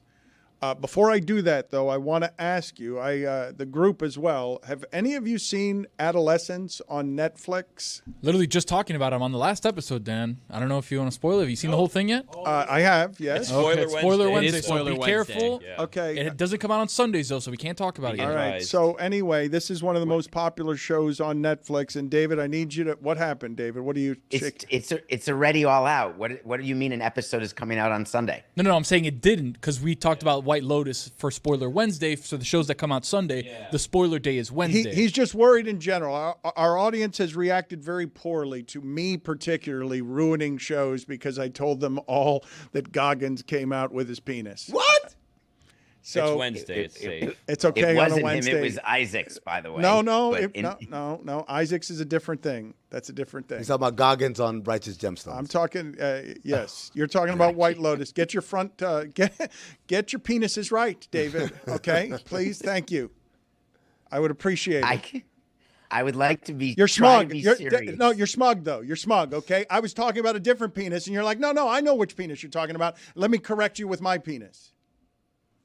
It's annoying. I have no illusion that I'm anything other than Jewish. I would like to just point out. Means. He's got an illusion. You've never heard that? I don't want to do this. You've literally never heard that, Dan. I don't want to do this. You brought it up, Dan. I brought it up. I mean, you did bring up the penis. You're talking about penises, not yours. I was not talking about yours in any way. Didn't care about yours. Wasn't asking about yours. Wait, I'm curious. What just happened? I sort of didn't really understand. I heard penis. Then I heard Jewish. I heard something about Jewish penises and my ears perked up. Samson, can you extrapolate? Well, I can only elongate the segment if you'd like me to, but the fact is that it is thought to be that Jewish men do not have large penises. That's been the expression, and people often say, hey, I'm Jewish only from the waist up. Wow. Oh, that's not my experience. Mine either. Shout out to Lehman, huh?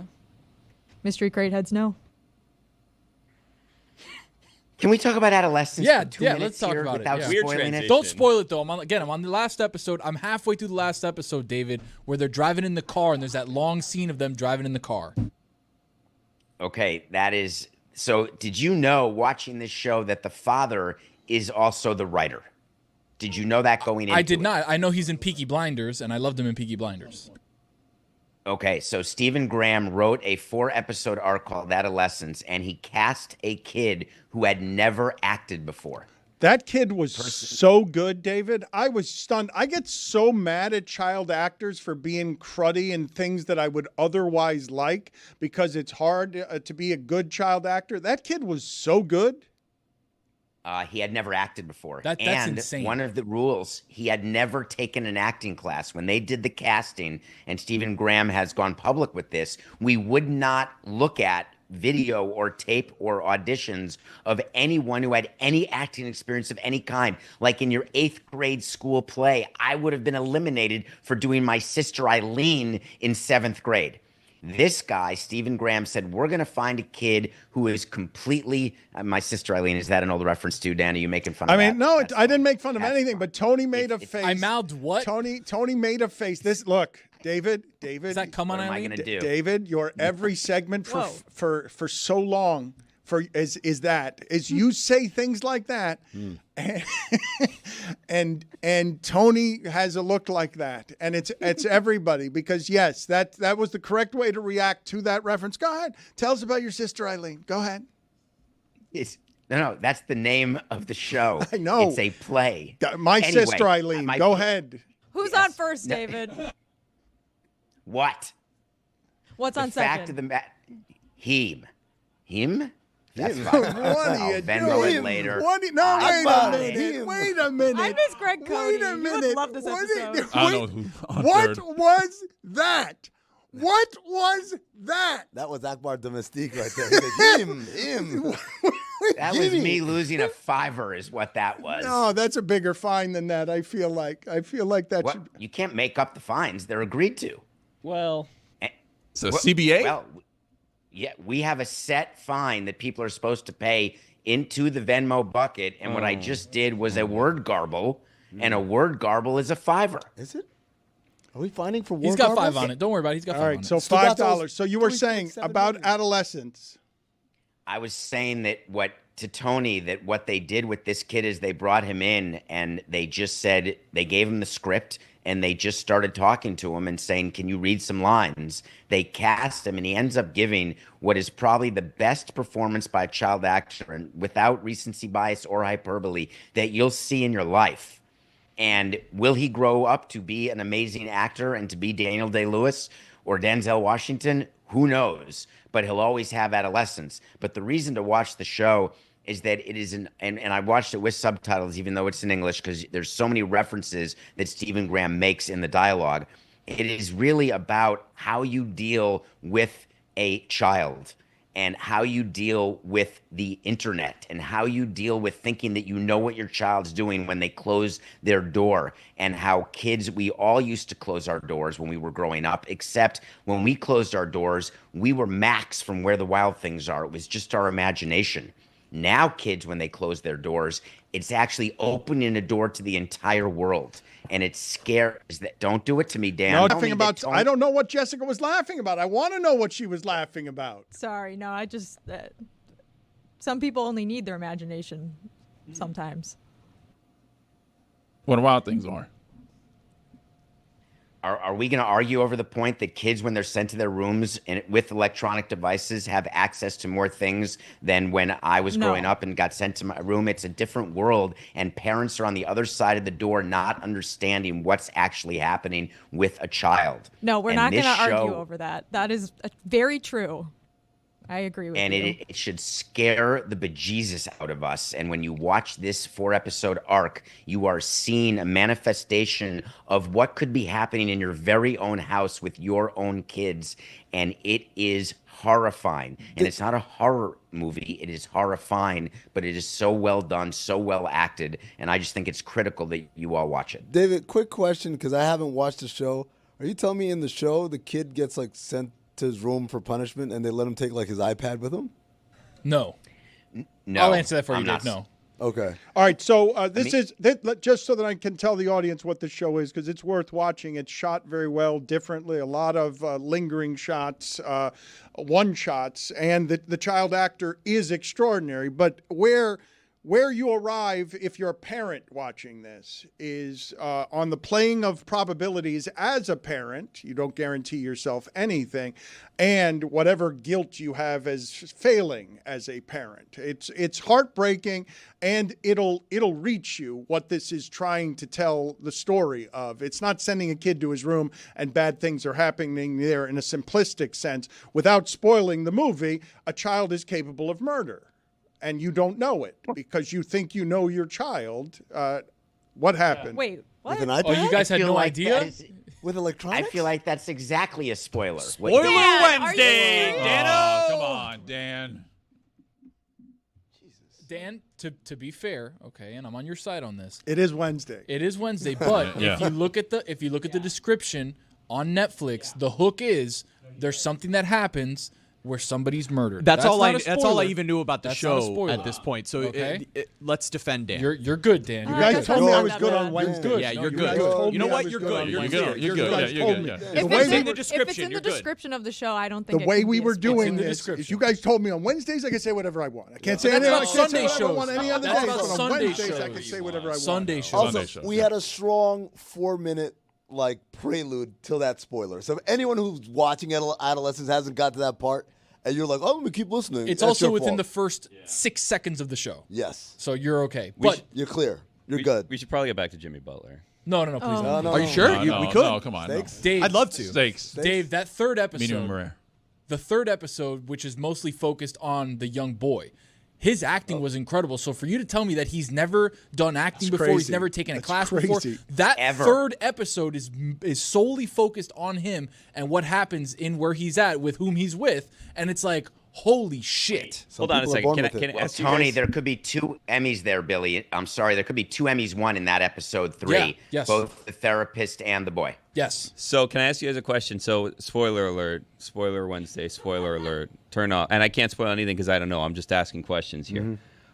So this kid is never taking acting classes, but he played the role perfectly of a little kid that turns out to be a murderer. Whoa, we don't Like, know. We should don't probably know. start like We talking. don't know to if he someone. did it. We don't know if the he kid's did it. never learned how to act like a murderer and just naturally takes it up, I think we need to talk. Billy, to as someone who also hasn't watched the show, let me answer your question. Some people are just born with it. Some Wow. people can become a character that they're not so convincingly that even local media people might be swayed to write things about these people. They're gifted, and we should cherish and praise them and really encourage. I hope this kid has supporting. Foster it, yeah. Yeah, like, hey, you should do more of this, kid. You should have more opportunities like this, and you should be compensated while you're handsomely still on the for it. outside. Yeah. I mean, Amin is a top tier actor. We know that. It's a movies. Amin 1A, Greg Cody 1B in terms of actors was on just the show. so He could have been ass off. Goggins, Dan. Yeah. 2 movies. What can I say? David, the baseball season is starting, and I don't know whether I could muster any enthusiasm from Billy on the baseball season because of the state of the Marlins.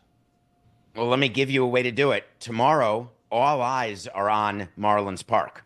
It's the best pitching matchup in all of baseball, happening only moments from your studio right now at about 4:10 p.m. It may be sold out, but I bet there's tickets on the secondary market. But Paul Skeens of the Pittsburgh Pirates, who is the favorite to win the Cy Young Award as a second-year player coming off his Rookie of the Year and 3rd or 2nd place finish last year, Jeremy, I don't remember which, is going against Sandy Alcantara, who's coming back from injury, who's been locked in already. This is a matchup that you're not going to get often throughout the season, whether you're a Dodger, Yankee, Mets fan, whoever you are. That's an unbelievable game. You may not have heard of the position players for the Marlins or the Pirates, but the good old-fashioned starting pitching matchup, get yourself to Marlins Park tomorrow for opening day. They're also selling, I think, special like ticket packages where you can get like a commemorative shirt of the matchup. David, wouldn't you guys sometimes do things where like you would pitch your ace day 2 because you knew you were going to sell out opening day, and then it's like, well, you can see Jose game 2 though. No, you want to line up your rotation for your best pitcher to start the first game, and we would always go against the other team's best pitcher, and we knew it. And remember, all the talk about who's your opening day starter, it doesn't really matter because the rotations change so much during the course of the season.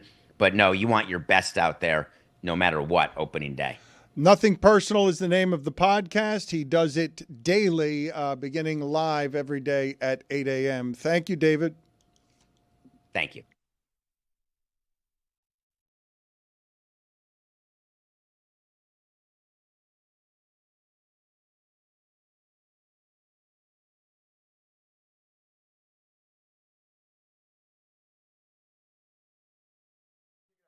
Something.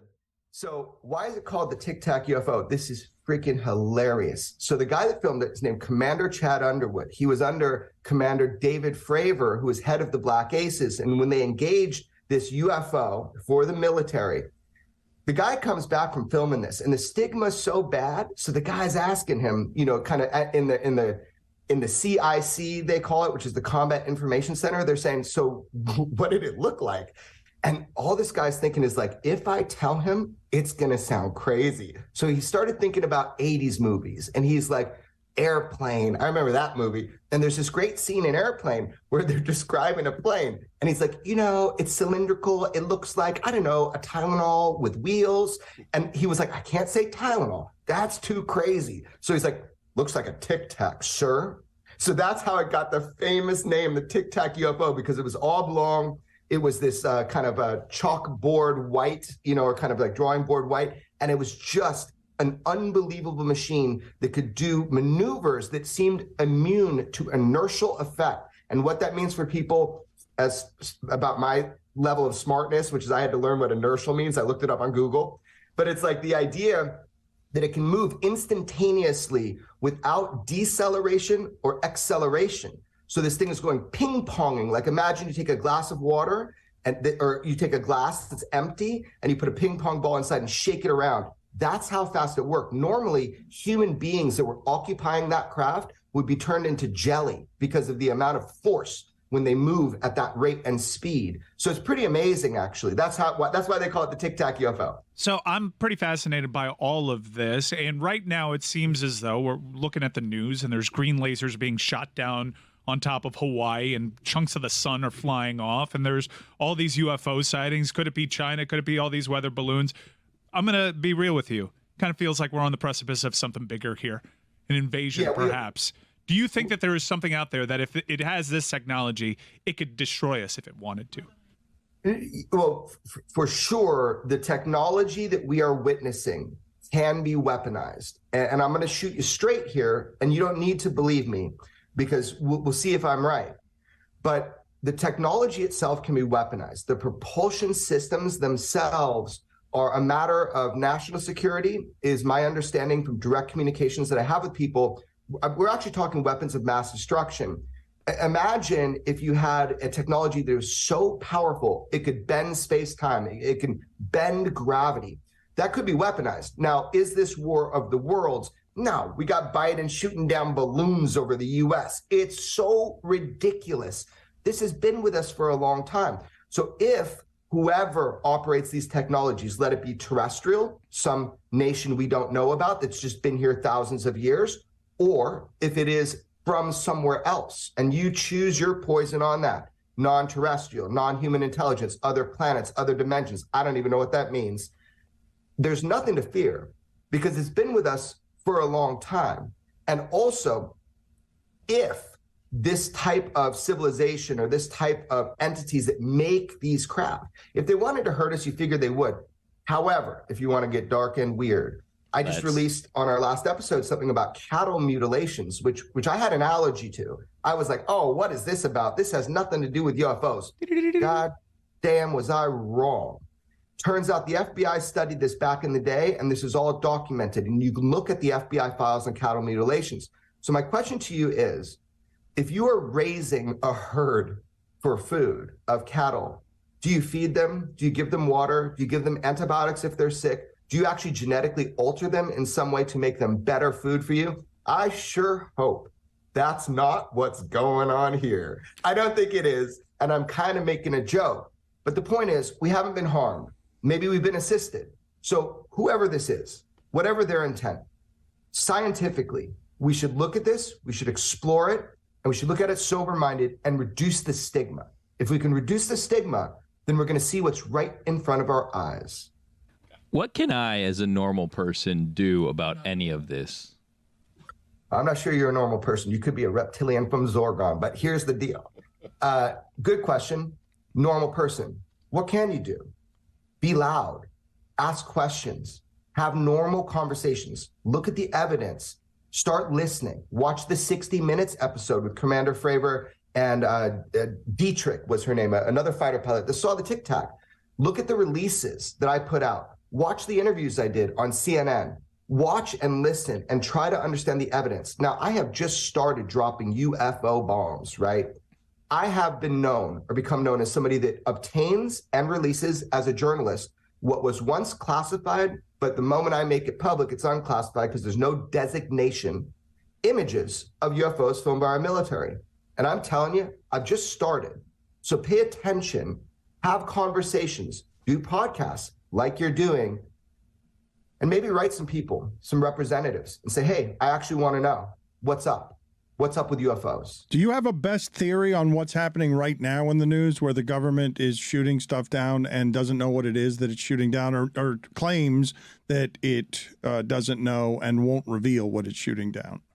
Well, I don't know, a best theory. There's probably smarter people that got better theories than me, but here's the deal. My theory is just my observation. My observation is that I've looked at this for many years, and I talk with people on the Hill, in the Pentagon, in every agency you can imagine. I have people that inform me as a journalist. What I know is that this is a charade, that we know that these objects are always there, that we just change the settings on our radar because we don't want to see these objects because they don't have anything to do with flight safety.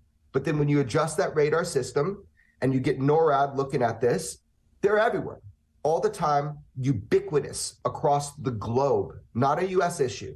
It's everywhere. So what we're seeing now is kind of comical. We're like shooting at balloons with missiles that we know are Chinese reconnaissance balloons. Guess what? Chinese reconnaissance balloons, just like this one, been floating over our skies for more than 50 years. So why the theatrics? Why do we shoot a missile at it and barely hit it, by the way? Lower right, crazy. So here's the deal. I don't know. I don't know why they're doing this. All I know is that it's a story that got picked up. And if you know anything about media, it's pretty easy to get a story picked up if you're the Pentagon. So what's the point? Is it acclamation? No, they're going to say it's balloons because it is balloons. And I said that the day this started, what the real issue is, nobody wants you to know. And the real issue is that there's a technological nation or a technological entity that are making craft that are far beyond our knowledge. And we've been trying to reverse engineer them, and we can't. And we can't because of the material science. Until we learn how to replicate the physical materials, which would require atomic layering in zero gravity, as strange as that sounds, we're never going to get anywhere. But everybody's afraid that some other nation is going to figure what they call a derivative technology from the technologies that we have been reverse engineering. Thank you, Jeremy. Again, the name of the podcast is Weaponized. I feel like we should all say it together in a way that brings attention to the podcast. Weaponized. Weaponized. Weaponize your curiosity. Thank you, Jeremy. Weaponize. Okay, and Chris, open your eyes, man. No. It's good. It's good. Stay that way. We should go to the kook meter. Yeah, you have to. You're a very moderate kook. Right. Like your kook level's not that high. You came on. You're very. Oh, I'm way saner than you crazy-looking guy. But here's the deal. You know, the beard. We can use those words and we can point fingers and we can say that people aren't until you look at the facts. So there you go. Jack. Thank you, Jeremy, and also thank you, you crazy-looking guy. He was complimenting you. I mean, yeah, look, you're all really handsome. I don't know if this is just audio or it's visual, but you're all really handsome. So you got that going for you, and that's nice, as they say in Caddyshack. But you really got to up your game on UFOs. Yes, agreed. Okay. Agreed. Thank you, sir. We all do. Dan and David Sampson play Would You Attend the Funeral? It is everyone's new favorite game. The premiere was unreal. The feedback, incredible. Yes. It is time to play Would You Attend Their Funeral? As always, I am your host, Mike Ryan Ruiz. I am joined by Dan Le Batard and David Sampson, our contestants. The game is pretty easy. I throw out a name and I find out whether the contestant would attend their funeral. That's pretty it. It is dark, but isn't this music happy? First up on today's edition of Would You Attend Their Funeral, Dan Le Batard. Dan, first off, how you doing today? Nice to meet you. It says here you're a sports writer from Miami. That's a fun job, isn't it? Avid river rafter. Dan, He actually did write something recently. That was pretty good, Dan. Thank you, we'll get to David in a second. Dan, would you attend Mitch Albom's funeral? Oh, wow. Detroit, too, probably. But Yeah. this is why this game is. You're allowed one follow-up, and if that question is a funeral in Detroit, to which I say yes. This is one of the many reasons why this is the greatest game show ever invented. And it's unfair that Mike knows me this way. Sounds like a no. Because he's just picking people who are like right on the line of where it is. That's the point of the game. That's the beauty of the game. But you got to pick these people well, is my Mitch point. Albom. Ricky Williams wouldn't be fun. He's not making it easy to say yes or no, but the answer to your question is yes, I would. I very much admire Mitch Albom. I'm sorry, that's an incorrect answer. We had it as you wouldn't. All right, so moving over to David Sampson. David, it says here you're a former team president of a Major League Baseball team that actually won a World Series. That must have been fun. It didn't suck. All right, your question. Ricky Nolasco. Oh, wow. Would you attend Ricky Nolasco's funeral? That is a tough one, man. So Ricky Nolasco, He's listening to this too, by the way. He will give you a 4.5, 5 ERA for 15 years of throwing slop balls up there. True. No, he was much better than that. To give That's you a peek, totally incorrect. Not at the end, he wasn't. The last. Oh, he was. He's one of like the all-time leaders in Marlins history. No, but like the last 7 years. Not true. Not true. I got to go look it up. At all. You had him having 7 bad years as a Marlin? No, I have him having 7 years at the end of his career where his ERA is between 4.5 and 5. Between 4 and 5. Starting pitchers in Major League Baseball. Well, no, Dan is right. Yeah, it's mid-5s, mid-6s the last 6 or 7 years. Yeah, David, I'm looking at it. Yes. He was mid-6s the last 7 years of his career. I said mid-5s, mid-6s last, Not sure how he 6 or stayed 7 up that years. long. Yeah. But would you go to his funeral? Peek behind the curtain. This question was almost for Dan, given that they were neighbors at one point. But David, would you attend Ricky Nolasco's funeral? Yes.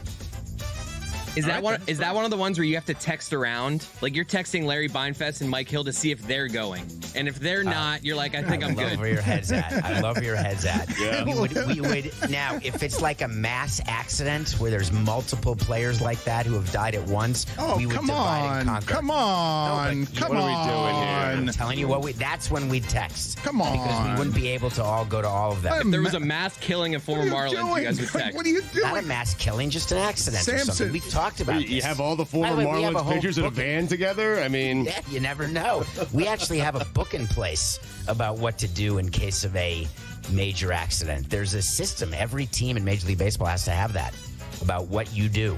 This took a dark turn. Yeah, I mean, the game What do you mean? in itself is a dark turn. My point is that we were already in a dark room, and now we've walked into another corner of the dark room. Now you've got, how do you handle if several of your friends die in a terrible accident at the same time? Totally different game show. Dan, second question for you. Would you attend Joy Taylor's funeral? Oh, wow. Oh, wow. He's going to lie again.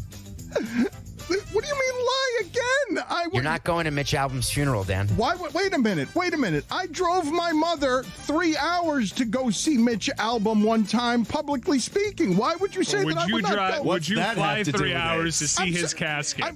Your mom wanted to see it. No, but I'm saying... What does that have to do with anything? But Mitch Albom's a mentor of mine. He was doing all of this before we were doing it. Guys, he's establishing his bona fides. Just, keep your eye on the ball. If Joy Taylor croaks, are you attending the funeral? Yeah. Yes, I'm going to that funeral. Right, good. That's another Aspirational at best, Dan. Aspirational at so best. So far, we're attending everybody's funeral.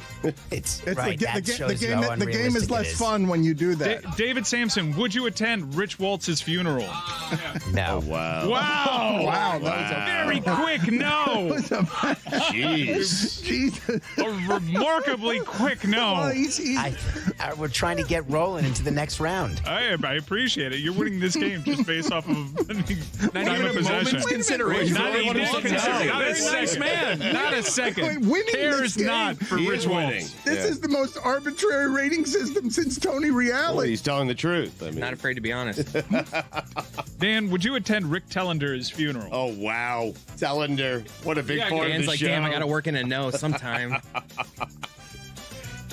You do have to establish a line here, Dan. I mean, otherwise you're attending everyone's He's in the Tellender line. Stugotz, I know that you're an expert at everything you arrive at, but I played this game last week, okay? I'm sorry. I gave the nose that made But the right game. now you're losing. I understand how the game is funny, and I also understand how to win. Yeah. But Mike is putting this on a line that is making my answers have to be considered. Uh-huh. Unlike... Jeez, David, are you seeing how long this guy's taking? It's ridiculous. By the way, we're all going to be dead by the time he answers this. Okay. You don't go to that many funerals, Dan. It just doesn't work that way in the real world. You listen to me, Samson. My list, my part of the. You handle your part of the game show. I'll handle mine. Okay. You're taking too damn long. Rick Tellender. All right, just give me a second. Rick Tellender. Just because this is there's a reason for this. Rick Tellender. Okay? We get it. I'm a very good host that asks very difficult questions. Would you attend Rick Tellender's funeral? Let me preface this by saying Rick Tellender is an inspiration. I would not attend his funeral. All right. Finally. There we go. All right. It's tied now. David Sampson. I'm legitimate friends You have with to Rick apologize to Rick I'm Tellender gonna now. have to call him afterward and explain this to him. Dave Hyde texted me after last week's show, by the way. Wow, pick that name up. David Sampson. Slightly concerned at the fact that people would or would not be attending his funeral, and he wanted to point out, for clarity purposes, that he would not be attending mine. Mike, at the risk of making the game too long, do you want to explain to the national audience who some of these people are? Joy Taylor is Colin Cowherd's co-host. There's a relationship there because she hosted locally. Also happens to be Jason Taylor's sibling. Rick Tellender is a Chicago sports writer that would join our show often. Mitch Albom, I'm not really sure what he does. An author. Is that so? Really? Huh. If I'll you check say him out, so. maybe. Yep. Ricky Nolasco would hang curveballs like the devil. David, would you attend Javier Vasquez's funeral? Wow. No. That was quick. Not a quick no. You're winning this game today. Because that's a schlep to Puerto Rico right there. Mm-hmm. And I have Puerto Rico. I've got to go to Tony Perez's in Puerto Rico. So there's only so many times I'm going to go to funerals there. David, do you think Ricky Nolasco would attend your funeral? No.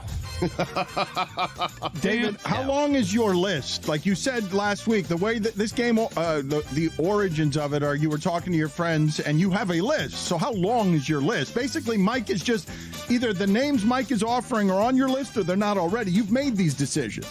Correct. How long's your list? Now keep in mind, as we talked about last week, and it's worth repeating, all the answers we give on this show, the caveat is always the circumstance.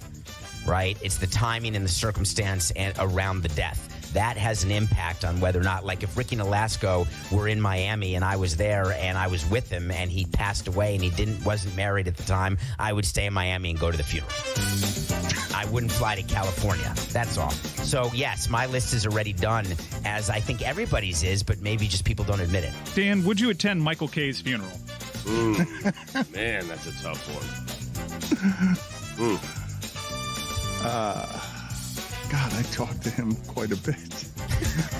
No, I would not. Wow. You got some calls to make today, my friend. Apology tour. David, would you attend former Marlins public relations maven Matt Roebuck's funeral? I like him a lot, but I would not. I would send a note, though. That's nice. No, that doesn't. What that doesn't mean. You can't anything. read it. What is that? I mean, I would send a note. That is a great joke, too, guys. Thank you. I would send a note. I would send a note. I mean, it's the bare minimum. Maybe some bagels to the Shiva. Okay. That is good stuff out of Stugotz there. Dan, I mean, Dan, would you attend Randy Scott's funeral? Oh, come on, man. I'll represent for you, Dan. I'll go. I'd go. Everybody would go, but this question's for Dan. Yeah. You'd go without me. Oh, no! Wow. Oh, Randall. Dan. What about, Dan, when you do this, you could have people who work for you as your representatives, and that counts as going. Because Like they when the wouldn't show up. They're going on your behalf. I understand, but none of that. If I sent Stugotz on my behalf, what do you think that would end up with his plane ticket on eBay? I'd sell tickets to Randy Scott's funeral. No, you would your plane ticket. You would sell it and then expense it and not go. That's correct. I like Randy. David, would you attend Donald Fear's funeral? No. Quick nose. Care to elaborate? Head of the Players Union, former head. There'd be no reason to go to his funeral. Jeez, damn, that's cold. Dan Jimmy Pitaro. Holy bleep. I would say be careful. Yep. No, you gotta give an honest answer here. Be careful. Gotta keep your options open.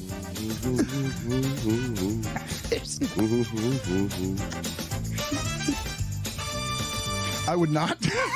What? Oh, no. For sure. That was an easy no, Mike. Easy no. That's going to do it for this week's edition of Would You Attend Their Funeral? When will this old couple die? Ooh. Let's play another clip from Billy Gill and Chris Cody doing Marlins spring training baseball on the radio. We should get through the Trevor Rogers stuff early, though, because he's probably only going to go 4, right? Well, last time he went 4. It would be really good if he went maybe 5. That damn Jordan Walker wasn't fouling off so many pitches, you know? Did you just swear on the air? Oh, can I not say that? No. Let's refrain. Might have to hit the dump button back in the station, folks. Here's a swing of a line drive up the middle and a base hit for Nolan Gorman, leading off the top of the second inning. I thought I was coming in hot last inning. Billy really just taking the mantle. Yeah. All right, so the issue here is Kyle is very rarely around cursing. So I think damn is safe. Billy called some player this damn guy, and you should have seen Kyle was just like trying to do the call. I think we need to dump this back in the studio. Like Kyle was freaking out. I don't think it's a curse word. I think they were safe, but it was just funny to see the fear on Kyle and Billy, because you know Billy, he's a rebel rouser, but he doesn't actually want to offend any. So when he thought, oh my God, I just cursed and they had to dump something, the look on Billy's face was the best part of that. Imagine if he said Stouffer stovetop pudding. Did you just swear on the air? Oh, can I not say that? No. Let's refrain. Might have to hit the dump button back in the station, folks. Here's a swing of a line drive up the middle and a base hit. That wasn't all Billy did to bring it to a dark place. You got to play this clip. It's a little bit longer, but it's chef's kiss here from Billy. I have a morbid question for you, Kyle. Oh, fire away. Now we're talking. Okay, so you see this man that's walking here. He's walking in with a Cardinals jersey that says "Together." Older gentleman. Yep, he's got the cream-colored jersey on. Yeah, so he has a jersey that says "Together." And then presumably, oh yeah, there you go. The person they've been together since and 19. Then and we don't see the second number. Right. Oh, that's adorable. Well, yes. Heaven forbid though, one of them passes. Oh wow. Do you retire the jersey? Yeah. Oh yeah. Okay. I think the question is, do you put it in like a case? Do you frame it? First pitch of Joey Wendell's a called strike. Maybe you buried it with the person, right? Boy, we have taken a dark turn. You're right. Yikes. Maybe the 0-1 swing and a miss. You can go ask him. That'd be wild. I mean, he's kind of close. We could just shout down. No, let's not. No, let's not. You erred on the side of caution there. That's good. 1968. Together since 1968. Oh, they have a long way to go. Do they? 0-2 swing and a miss. They've been together 55 years, those two lovebirds. That's beautiful. You don't care. Solid math. What do you skills mean I there don't from care? Kyle. I love love. Kyle, did we pull the calculator out on the computer? Or was Not that my a brain phone. set? It was on my phone. I must hate you guys so much. Like it's unbelievable that that's The 2-2. That's always funny. The 0-1. Have you been served?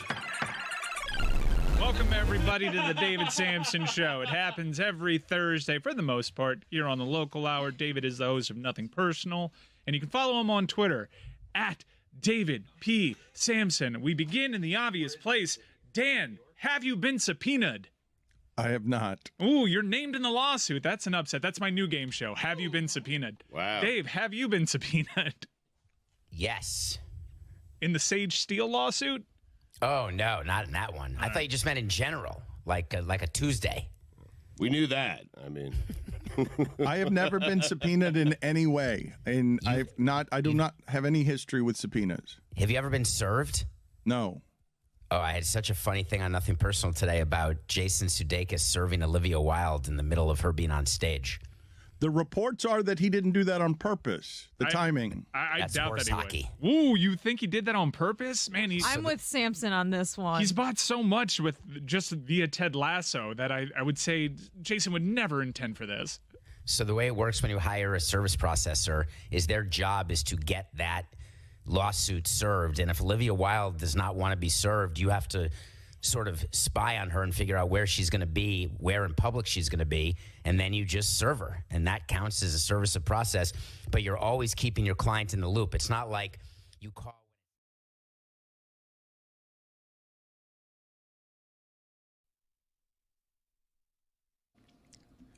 I don't know what Amin is doing. He's smiling. There have been 3 times during the show today that I'm pretty sure Amin is laughing at things that don't have much of anything to do with what we're doing on the show. I think just now, I don't know what to do with this, Jessica, because we've been doing 2 hours of show unevenly. And Amin said right before we turned on the microphones, as I was headed toward other subject matter, we buried the lead on the Jimmy Butler thing. Like, I know, but Jessica, what am I supposed to do with this? Like, what am I supposed to do? I mean, you already lost your bet, so stakes on you. Second of all, very dangerous game when you call someone out for laughing off air, and then they have to think of something to say. Just happened to me the last time. I didn't want to say what I was thinking. I made something up. I don't even know what I said. Jessica? You just did it to Amin. Amin, Jessica. tell us why you're laughing, Amin. Jessica. Because I sent him a funny Sesame Street tweet. That's why. Sunny days. Sesame Street. It was a funny one, right, Amin? It was hilarious. Jessica. So Grover had this like hilarious fake mustache and a hat on. And I said, that's you. I wanted Jessica. Akbar? You're right. That's Akbar. So badly in the last hour to have the words that you were saying to Billy behind a hand while laughing, because you didn't want the cameras to catch whatever it is that you were saying, Billy. I wanted those words for about 35 minutes. I don't know. What did you say to me? But it was like a mound visit. It was like LeBron. It was like LeBron and Wade. She was hiding. I was in the middle of talking, and she was laughing and hiding her hand from me and the audience. I was trying not to be distracting. I've wanted those words for 35 minutes. It is allergy season. Maybe she had to sneeze. No, it was pretty clear. She was just laughing with you on a Wild Willy Wednesday. Me? That's right. There are 2 serious things that I actually wanted to get to with Amin that we have not gotten to. The Cain Velasquez story is something that I wanted to get to. And before we got to that, I wanted to talk for a second because I did think that something interesting actually ended up springing from all of that Jackie Robinson Defense Department stupidity from last week. Whether it comes to do any of you find yourself alarmed that when it comes to artificial intelligence, the stories you get are about the Enola Gay being removed from the record books temporarily because a World War II bomber from Hiroshima had the word gay in it, and Jackie Robin's history has obviously black in it.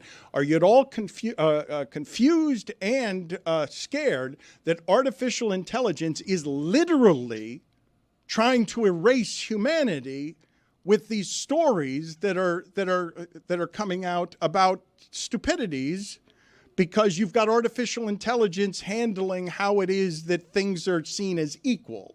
It's not artificial intelligence doing it. Like people are using an AI tool to scrape things from websites, but it's people that are behind it. And also, what I'm scared about is that's the second worst thing that's happened around the DOD in this past week.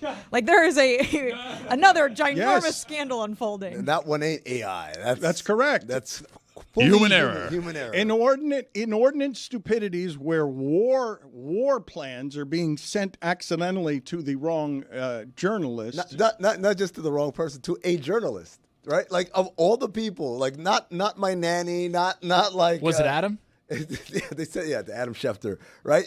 Wrong Adam. Adam Lichtenstein. Adam from the Sun Sentinel, a star of Oddball. Oh, there you go. How would Amin know who that is? Yeah, Akbar met him. I wanted to bring David Sampson back because I wanted to do a Patrick. I didn't even get to the real parts of these two stories. We'll get back to it. We'll get back to it. No, because the one of the things that sprung from the Jackie Robinson just sheer stupidity. You can't even do funny with it. It's just so dumb. Is that RG3 is going on Stephen A. Smith's show. This is after RG3, he was trying to make the rounds recently. He reached out to Jamel, reached out to our show. There was something that he wanted to correct because when it came to Jackie Robinson, he had tweeted out, I just miss when sports shows were about sports. And he went on Stephen A. Smith's show, and he explained something that I had not considered when I saw that, as people turned RG3 into whatever it is that they are willing to say when they say he's not black enough. RG3 came out and was hurt and was viewing it through the narcissistic eyes of, I want sports shows to be sports shows, because when they used to talk about me on First Take, Rob Parker was calling me a cornball brother, and it was a black guy saying another black guy wasn't quite black enough for his taste, and I've been that since. I had never heard it before, and I've been that since for people, because I've married a white woman and because of whatever you think of my politics that makes Stephen A. comfortable enough to say on his show, hey, nobody at ESPN liked you, RG3. I liked you, saying Stephen A. Smith, but no one there liked you because you were somebody who didn't fit. And so RG3 brought the perspective of, I wanted to be talking about sports, not whether I'm black enough. This is something that I run into a lot with certain black athlete friends of mine, where they're too white for black people and too black for white people. And so they find this space where all of a sudden that's what they're talking about on First Take. And RG3 has to represent a certain kind of black. Yeah. For what it's worth, RG3's defense, as I heard it, not on the show, but behind the scenes as someone who got reached out to, is that his comment had nothing to do with Mina. It was he didn't even know Mina had said that or gone on the show. Okay, but because he didn't, I'm just telling you, I'm not. Don't shoot the messenger, you guys. Just trying to tell a story. I'm not doing that to you. I'm derisively doing that to RG3. But basically, he's saying that like it was said not according to what Mina was talking about. It just happened simultaneously. Like he had the worst timing ever. To which I responded to an intermediary. Then why didn't you immediately just say, hey, by the way, I'm not, I see a lot of people saying, connecting me to this. I'm not. And then I got sent what his correction was, and it was as convoluted as anything I've ever seen. But I kind of saw the seeds of him trying to say, oh, it wasn't about Mina, but he said it in such a convoluted way that it didn't really land. Yeah, it's just unsurprising, right? Like that's RG3 is one of several people in the sort of sports media landscape who will just say anything for clicks, right? I mean, that's what that was. That's putting something out there at a time when the topic was the topic du jour, and he knew that would be divisive, and not only knew it would be divisive, he knew the specific audience that he was attracting with it. I would say, Jeremy, the only thing I would say is, I'm willing to accept that he didn't know that she said that and had no idea. But once he saw the fervor and furor, instead of like saying, let it sit there on purpose. That's fair. Absolutely, because it's pretty easy to me if I was talking about something and someone said, "Oh, you said that about Dan Le Batard?" I'm like, "Oh no, I didn't even hear what Dan said." I would go immediately and correct. Like 24 hours he let that sit there. Yeah, so it is what it is. David Sampson, I never got to the Patrick Ewing off with you and Amin, and I meant to. Are you ready to do that now? You say it's your wheelhouse. Amin says he's got a better wheelhouse than your wheelhouse. Can you please tell me what a wheelhouse is? I don't even know what an actual wheelhouse is. House of Wheels. Put it on the poll at Le Batard Show. Do you know what a wheelhouse Has is? to do with boating, I would assume. Wheel? What do you mean, buses? I don't know. Do any of you know what a wheelhouse is? According to artificial intelligence on Google, it says that in your wheelhouse originates from the nautical term for small enclosed area on a ship where the captain steers. So score one for Billy. A seaman. Oh. Dan. David. That's a raise for him, by the way, Dan. Only if it makes it. Only if it makes it all the way. Gets to the end zone, then yes. I think I'm 2 for 2. It's a great. We need the third one, though. That's where the money comes in. Red zone conversion. Billy, the way that you describe being married, where you have to go to a NASCAR race in order to get a piece of quiet. That was a private conversation. Just said I got some peace and quiet over the weekend. You said where? I said at Homestead Miami Speedway during the NASCAR race. The loudest place to have some quiet time. You're going to learn not to tell Dan things. Just, a moment that I was sitting there in the grandstand, and I thought, man, I could just think here if it wasn't so damn loud, but this is also the quietest it's been in a long time. Anyways, David, if I were to tell you, guess which sports a young Patrick Ewing excelled at as a child, which sports would you say? I have no idea. Oh. I would say that it seems hard to imagine that he was late to basketball, but I guess it's possible. So I would assume it's not tennis. Can I steal? Yeah. Okay, so he was late to basketball because he emigrated here from Jamaica. So he played soccer and volleyball. You got one of the two. He played soccer and cricket. Cricket. Yeah. Cricket. Huge in Jamaica. That's a wheelhouse, right there, knowing what he did in Jamaica. Okay. Yo, guess what, man? When you like the sport, you know everything. You don't just go, I know for the 7 years. You know half the things because you got volleyball wrong. So your question, did Patrick Ewing win Rookie of the Year? He sure did. David, please spell Patrick Ewing's middle name. Is it A-L-A-N? It does start A-L. That's close. What is it? Alistair.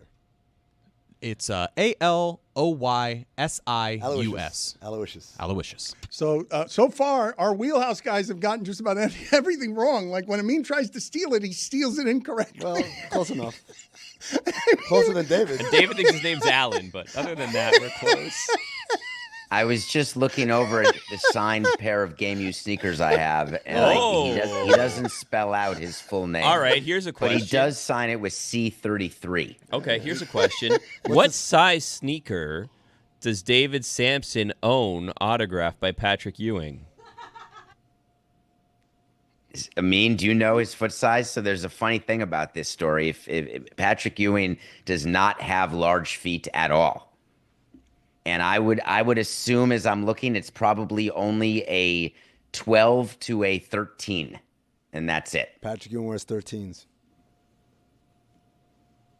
Yes, it's up to you to confirm. David has the shoes. You can see. I don't know the size. It says 15 here, but that doesn't sound right compared to what you guys are saying. Same as Lehman. Yeah, small feet. You guys are getting everything wrong. Because I'm not a. It's not a. You guys said. David, how do you not know the size of the shoes that you've purchased that are in your house? How could you get that wrong? I literally could care less how big his foot is. Oh. I have the shoes because of the meaning of those shoes in my life, not the fact that they're a 12 or a 15 or a 20. I have Shaq shoes because I can live in them, and those are like a 24, Amin, and those are just shocking. They're so heavy to even lift. Patrick's shoes are just normal. I worked with a guy, I know. Okay, so next question. Amin, what do those shoes mean to David Sampson? The world. Look at me, Leroy. Uh-oh. Is that for David? That was You worked with him, is what you said of Shaq? You're in the tank for Shaq. I'm not in the tank. I work with the guy. That's his guy, though. He showed up to the funeral. Do we believe that Shaq forgot that he bought a car and it just showed up at his house? And there are cameras. There are cameras there. Exactly right. There are Like cameras, that was a lot. Why does he do these things? You know Shaq. Why does Shaq do these things? Because he thinks it's funny. Like it's. I'll be honest with you. Like, and by the way, 90% of the stuff doesn't make it out for a variety of reasons. Not the least of which is you can't do that one, big fella. I'm gonna tell you right now, you can't do that. I'll tell a story. Remember when he called Chris Bosh the RuPaul of big men? You guys remember that one? Yeah. So what happened was Shaq caught the ball and made a legal basketball move, and Chris Bosh over exaggerated the reaction. Refs toss him. Flagrant 2, you're out. Right? And this was before they could review these things. So Shaq comes to the back and sits in with us in the video room, and he's literally workshopping all the things he's going to say about Chris Bosh at the end. And we're like, big fella, you can't say that one. No, you can't. You cannot say that. That's not. So then we say, what if I say he's the RuPaul of big men? And we all looked around the room and we're like, I think that's just on this side of acceptable. Like, this is why DEI should exist in all organizations. Towing the line. Amin was there. What do you mean DEI? Amin was there. I can think of some other voices that might not have loved RuPaul of big men. But it doesn't really mean anything. Does it not? And yet it means everything, right? It does. That's why it toes the line. I would side with Jeremy on this one. That Kevin Durant toe on the line. Not surprised, though. We're too woke. In 1984 at the Olympics, when Patrick Ewing was one of the players for Team USA to win the gold medal, what jersey number did he wear? I'll give it to you, David. I think I know which one, but go ahead. My best guess would be 6. Me too. 6. It was number 6. The wheelhouse, ladies and gentlemen. There it is. And that includes the wheelhouse. Thank you, David. Thank you. David, one last thing for the wheelhouse. Patrick Ewing went to as many NBA finals as Jimmy Butler. You still throw that out there. Oh, wait, time and they out. have the same number of rings. That's not correct. What do you mean? Is that correct? Yes. They went to the same number of. You know what? It's his wheelhouse, Dan. And you know what? Hold on. Let me give you another one. Jimmy Butler played more NBA Finals games than Patrick Ewing did. You know why? Because Patrick Ewing didn't play in them second finals. He was sitting, nursing a wrist injury by who was the guy that hurt him and what city? It was 1999, and I don't remember. I mean, I just know that it was a nightmare that he couldn't play. That was when I believe we beat the Heat as an 8 seed that year. That was the Allen Houston shot in Miami. Game 5. But 1994 was when Jordan was retired, and we got 7. He got 7 finals games. So he's played a total of 7 finals games, 2 finals, no rings. Yes. The other finals he didn't play, Dan, was because he was hurt. They lost to the Spurs in 5 games, but Jimmy Butler played in his 5 games. I also want to throw out real quick, David, they beat the Heat in the first round, 3-2. Who'd they play in the second round that year? They played the Pacers in the 3rd round. The second round could have been the Hawks. Yes, and what was the series? We would have gotten that. It didn't go 7, so I'm going to say 6. Sorry, it was a sweep. Go ahead. Go back to your little wheelhouse. Okay, no, you guys stink at wheelhouse. I don't know. That was pretty good off the top of his head for someone that's not supposed to be an expert. No, but he's picking the facts that he knows, and we asked them questions, and they got them all wrong. Thank you, David, for being on with us. And Bravo, David. Showing off of your expertise. Before the end of the show, I want this bet with Jessica, but in the meantime, we've got a stat of the day involving Jimmy Butler. Start of the day, start of the day. It is your start of the day. Start of the day, start of the day. It is your start of the day. Start of the day, start of the day. It is your start of the day. Start of the day, start of the day. It is your start of the day.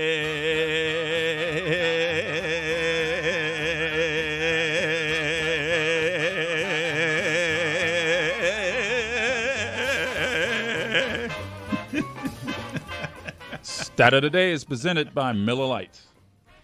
In his triumphant return to Miami, Jimmy Butler was outscored by both Davion Mitchell and Alec Burks as the Warriors scored the second fewest points that they've scored in a game this season. Wow. The laziest stat of the day ever.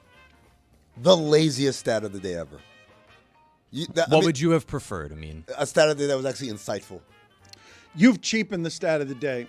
The stat of the day is to be respected, and it's almost always great. That was not great. That just stunk as a stat of the day. The stat of the day is meant to resonate historically. Like, it's meant to be something you remember and maybe tell your friends later. Something that people who don't know the show might hear and repeat, like, wow, Shohei Ohtani did all of that on half a tank of gas or whatever. Like, that's what it should be. Now, Dan, I want to present a theory, if I may. I think that Jeremy was a plant. I think Jessica was like, hey, let me get multiple stakes on this. Jeremy, get Dan to say Jimmy Butler one more time. And Jeremy said, I got it right now. I'll pretend I have a stat of the day. And then Dan, he knows Dan can't resist the stat of the day. It's like putting steak in front of him. Right? Like, oh my God, a stat of the day. Well, it's like tuna steak. A tuna steak in front of him. And so they say, okay, Dan, we got a stat of the day. And of course, Dan takes the bait, because how could he not take the bait? We have not made the bet yet, and therefore I can say Jimmy Butler's name and talk about him as much as I like, because the bet will be made toward the end of the show if we remember. We often don't remember. Can we negotiate now? Here. Also, it was always multiple stakes. Yeah. Stakes, that's like right. We're starting at the starting point is at least 2 stakes. Kalaware outscored him too. I don't think that. I think the bet has to have greater stakes than that. I think it needs to be. If we're going to build it up all show, we've got. I agree, but it's got to 2 have some stakes consequences. are included. I mean, stakes are pretty good. I also agree when the stat of the day is like, hey, 20 points is more than 18 points. Yeah, it's not the that best. Stinks. Kyle Anderson was plus 24. It stings. And thank you for all of your hard work. And when I say that, it wasn't hard work at all. It was incredibly lazy. So I wanted to talk about something here, March Madness related. Can you get? Can we get a poll together on the following? Because somebody made a $5 bet, $5, on the following parlay. Dodgers to win the World Series. This is from last year. Dodgers to win the World Series. Check. Ohio State to win the national championship in football. Check. The Eagles to win the Super Bowl. Check. Tennessee to win in college baseball, to win the College World Series. Check. Still on the way. And now they have Duke to win the national championship. What do you think that should pay? A $5 bet that has those 5 in play. What do you think that should pay roughly? 5 figures at least. 5? Yeah. I'm going high 5 figures. I'm going $37,000. No, that's close Low? to like $50,000, $60,000, $70,000. 70? 73,000. So it's $168,000 on a $5 bet. And what I wanted to ask you guys is, what is the correct way to hedge that? Like, because I'm not I'm a terrible gambler. Amateur. Like a really terrible gambler. I'm not good at it in any way. DraftKings should be ashamed for giving me any of their money, but I give it all right back. Don't say that. It's a contract. I'm just saying, like, I could be the worst gambler there's ever been, because I just want to have one bet on one game, but a lot of games. He is the perfect person for DraftKings to pay, because as he just said, he's going to take all of that money right back into the sportsbook app. They might as well be laundering their money right back to them. Well, no. Where's that music?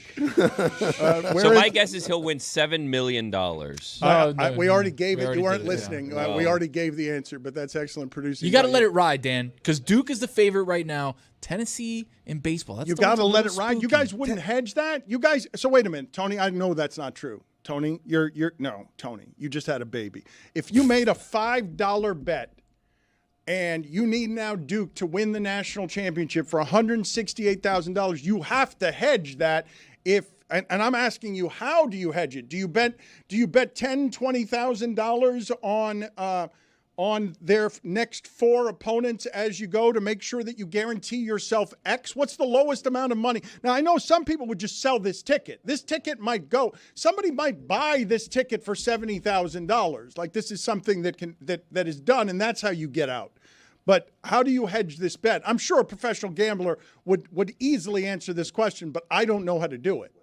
So I was confused. I thought it was Tennessee baseball from this season. Yeah. But it's from last season, so they already won. They won it in May of 2024. Gotcha, so it was last season. Do we know when this parlay bet was placed? Because if it was after May of 2024, then we're talking about this upcoming College World Series. No. It was last College World Series. No, the four bets have won. They've already cashed everything else. So Duke is the only thing remaining. Duke. Got it. So how do forgive me for not explaining that correctly. It's been an affliction today. So should the poll be, should this person hedge or should they write it out? Well, first of all, I'm asking you guys. We'll get to the poll in a second. Thank you, Billy. Perhaps you can help me with that and create the poll yourself. I'll go first, Dan.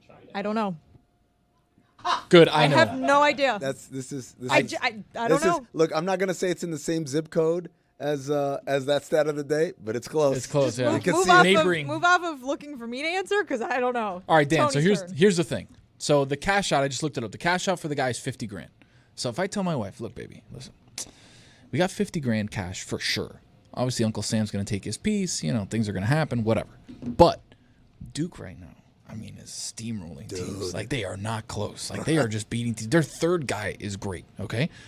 You've seen Cooper Flagg, right? You get Cooper Flagg. He's like, oh, yeah, I saw him in the select thing and the thing on Max. I was like, yep. Same guy.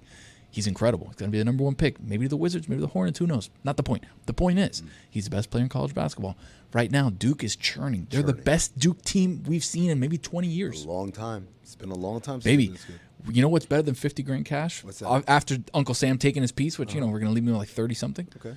You know what's better than that? What's better? $168,000. What? That's a lot of And money. I tell baby, hey, all of a sudden, Miami real estate, you know how it is. So we take that money, put it into a down payment. Jessica's saying she doesn't know and I don't know, and there is a professional way to do this. But what I'm asking all of you is the hypothetical.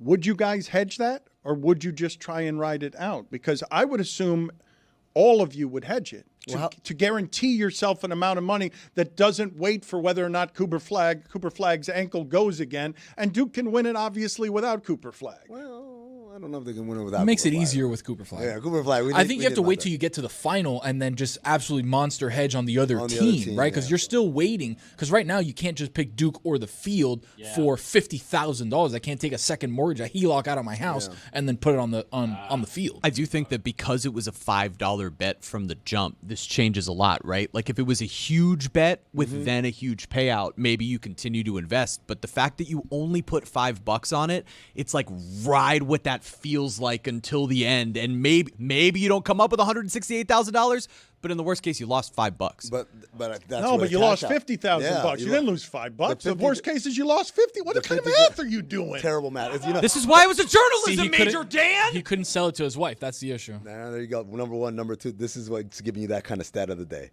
Arithmetic. Okay, why is he in charge of the stat of the day if he doesn't know basic math? We're understaffed. I was really good at calculus.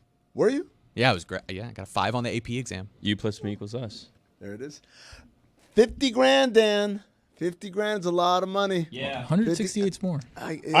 What I'm asking you guys is, do you have the confidence in Duke to lose $118,000? Do you have the confidence in Duke to bet $118,000 that they're going to win their next 4 games? Tony, got to sell it again. Hold on. Again, Cooper Flagg, you seen him, Dan. You saw when they threw him that alley-oop, and he screamed as he dunked. And then he got off, and the crowd was like, ah! Is there a cash-out option for $50,000? Yeah. Right now. Right now, he can cash out for $50K. Cash out, walk but away. again, Uncle Billy, Sam have you not takes been his. listening to this He segment? hasn't. No, It's because crazy.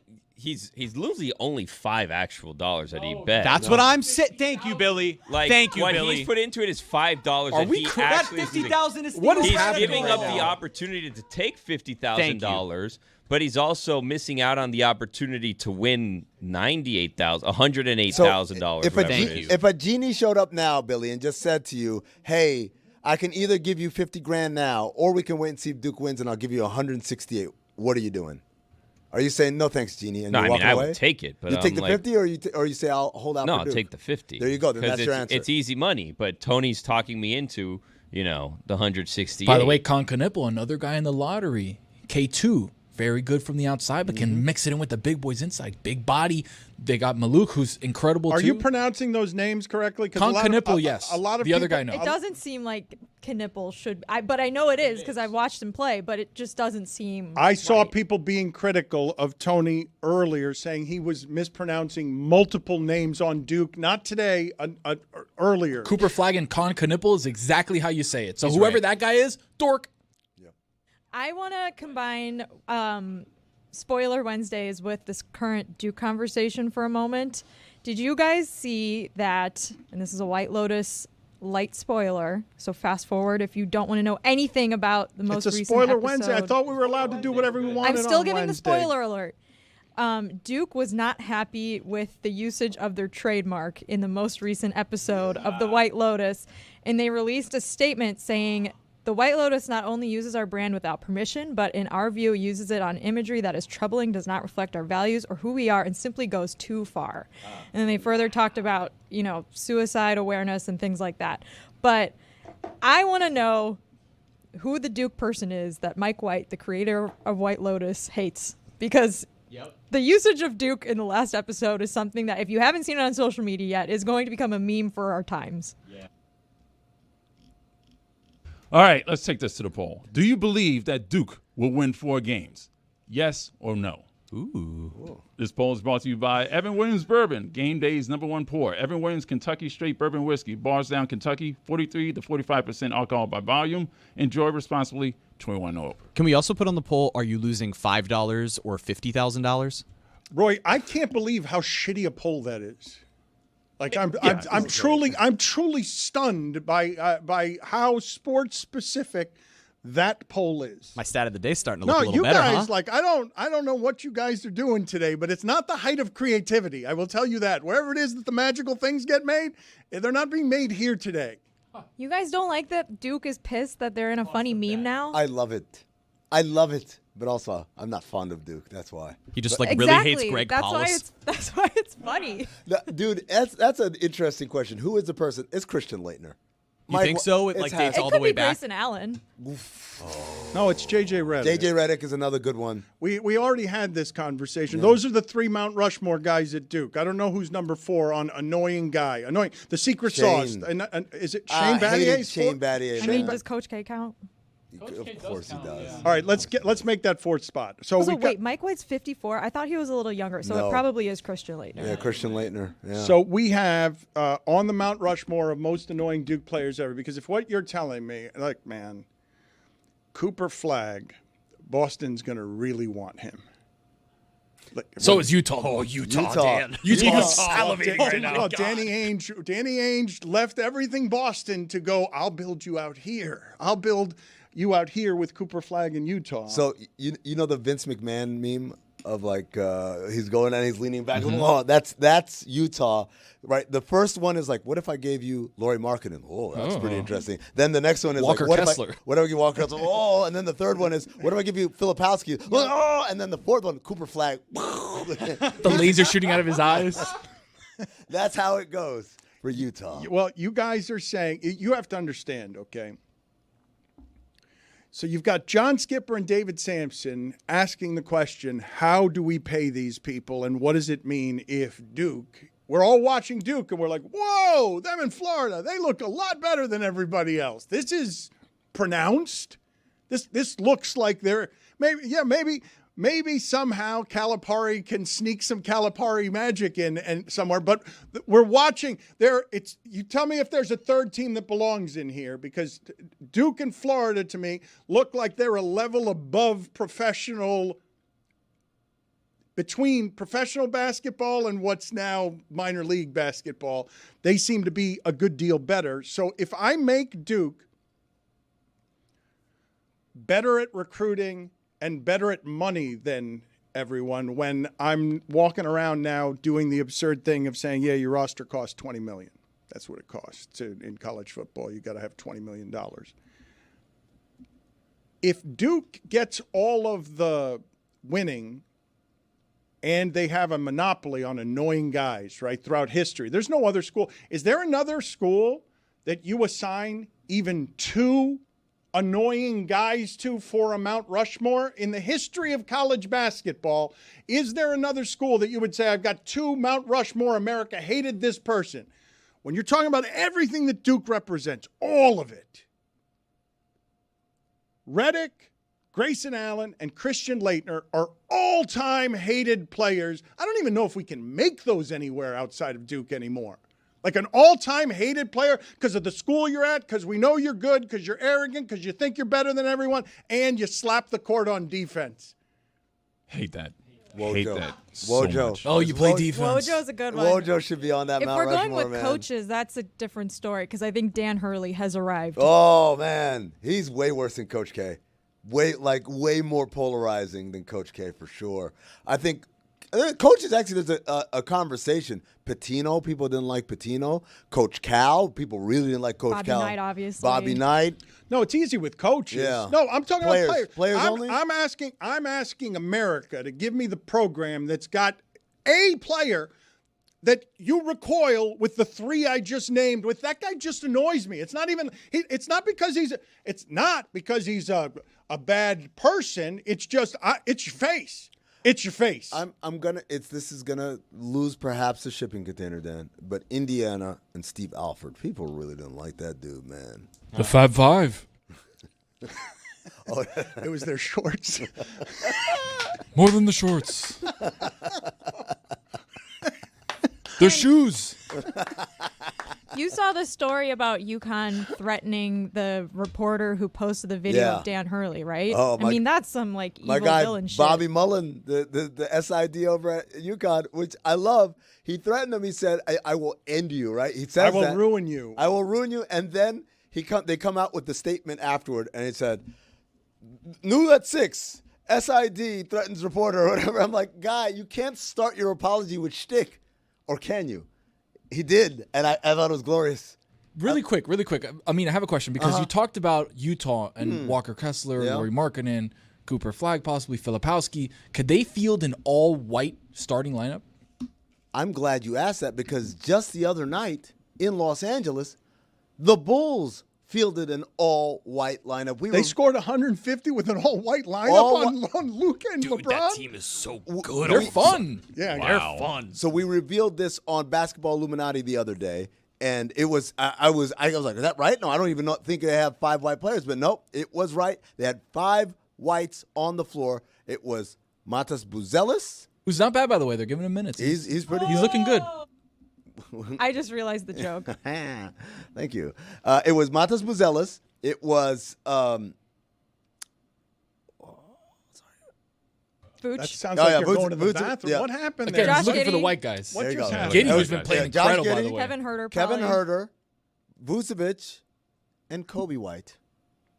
5 whites. 5 whites, and one of them actually named White. There you go. Well, Yeah, that one 4 whites and one's named White.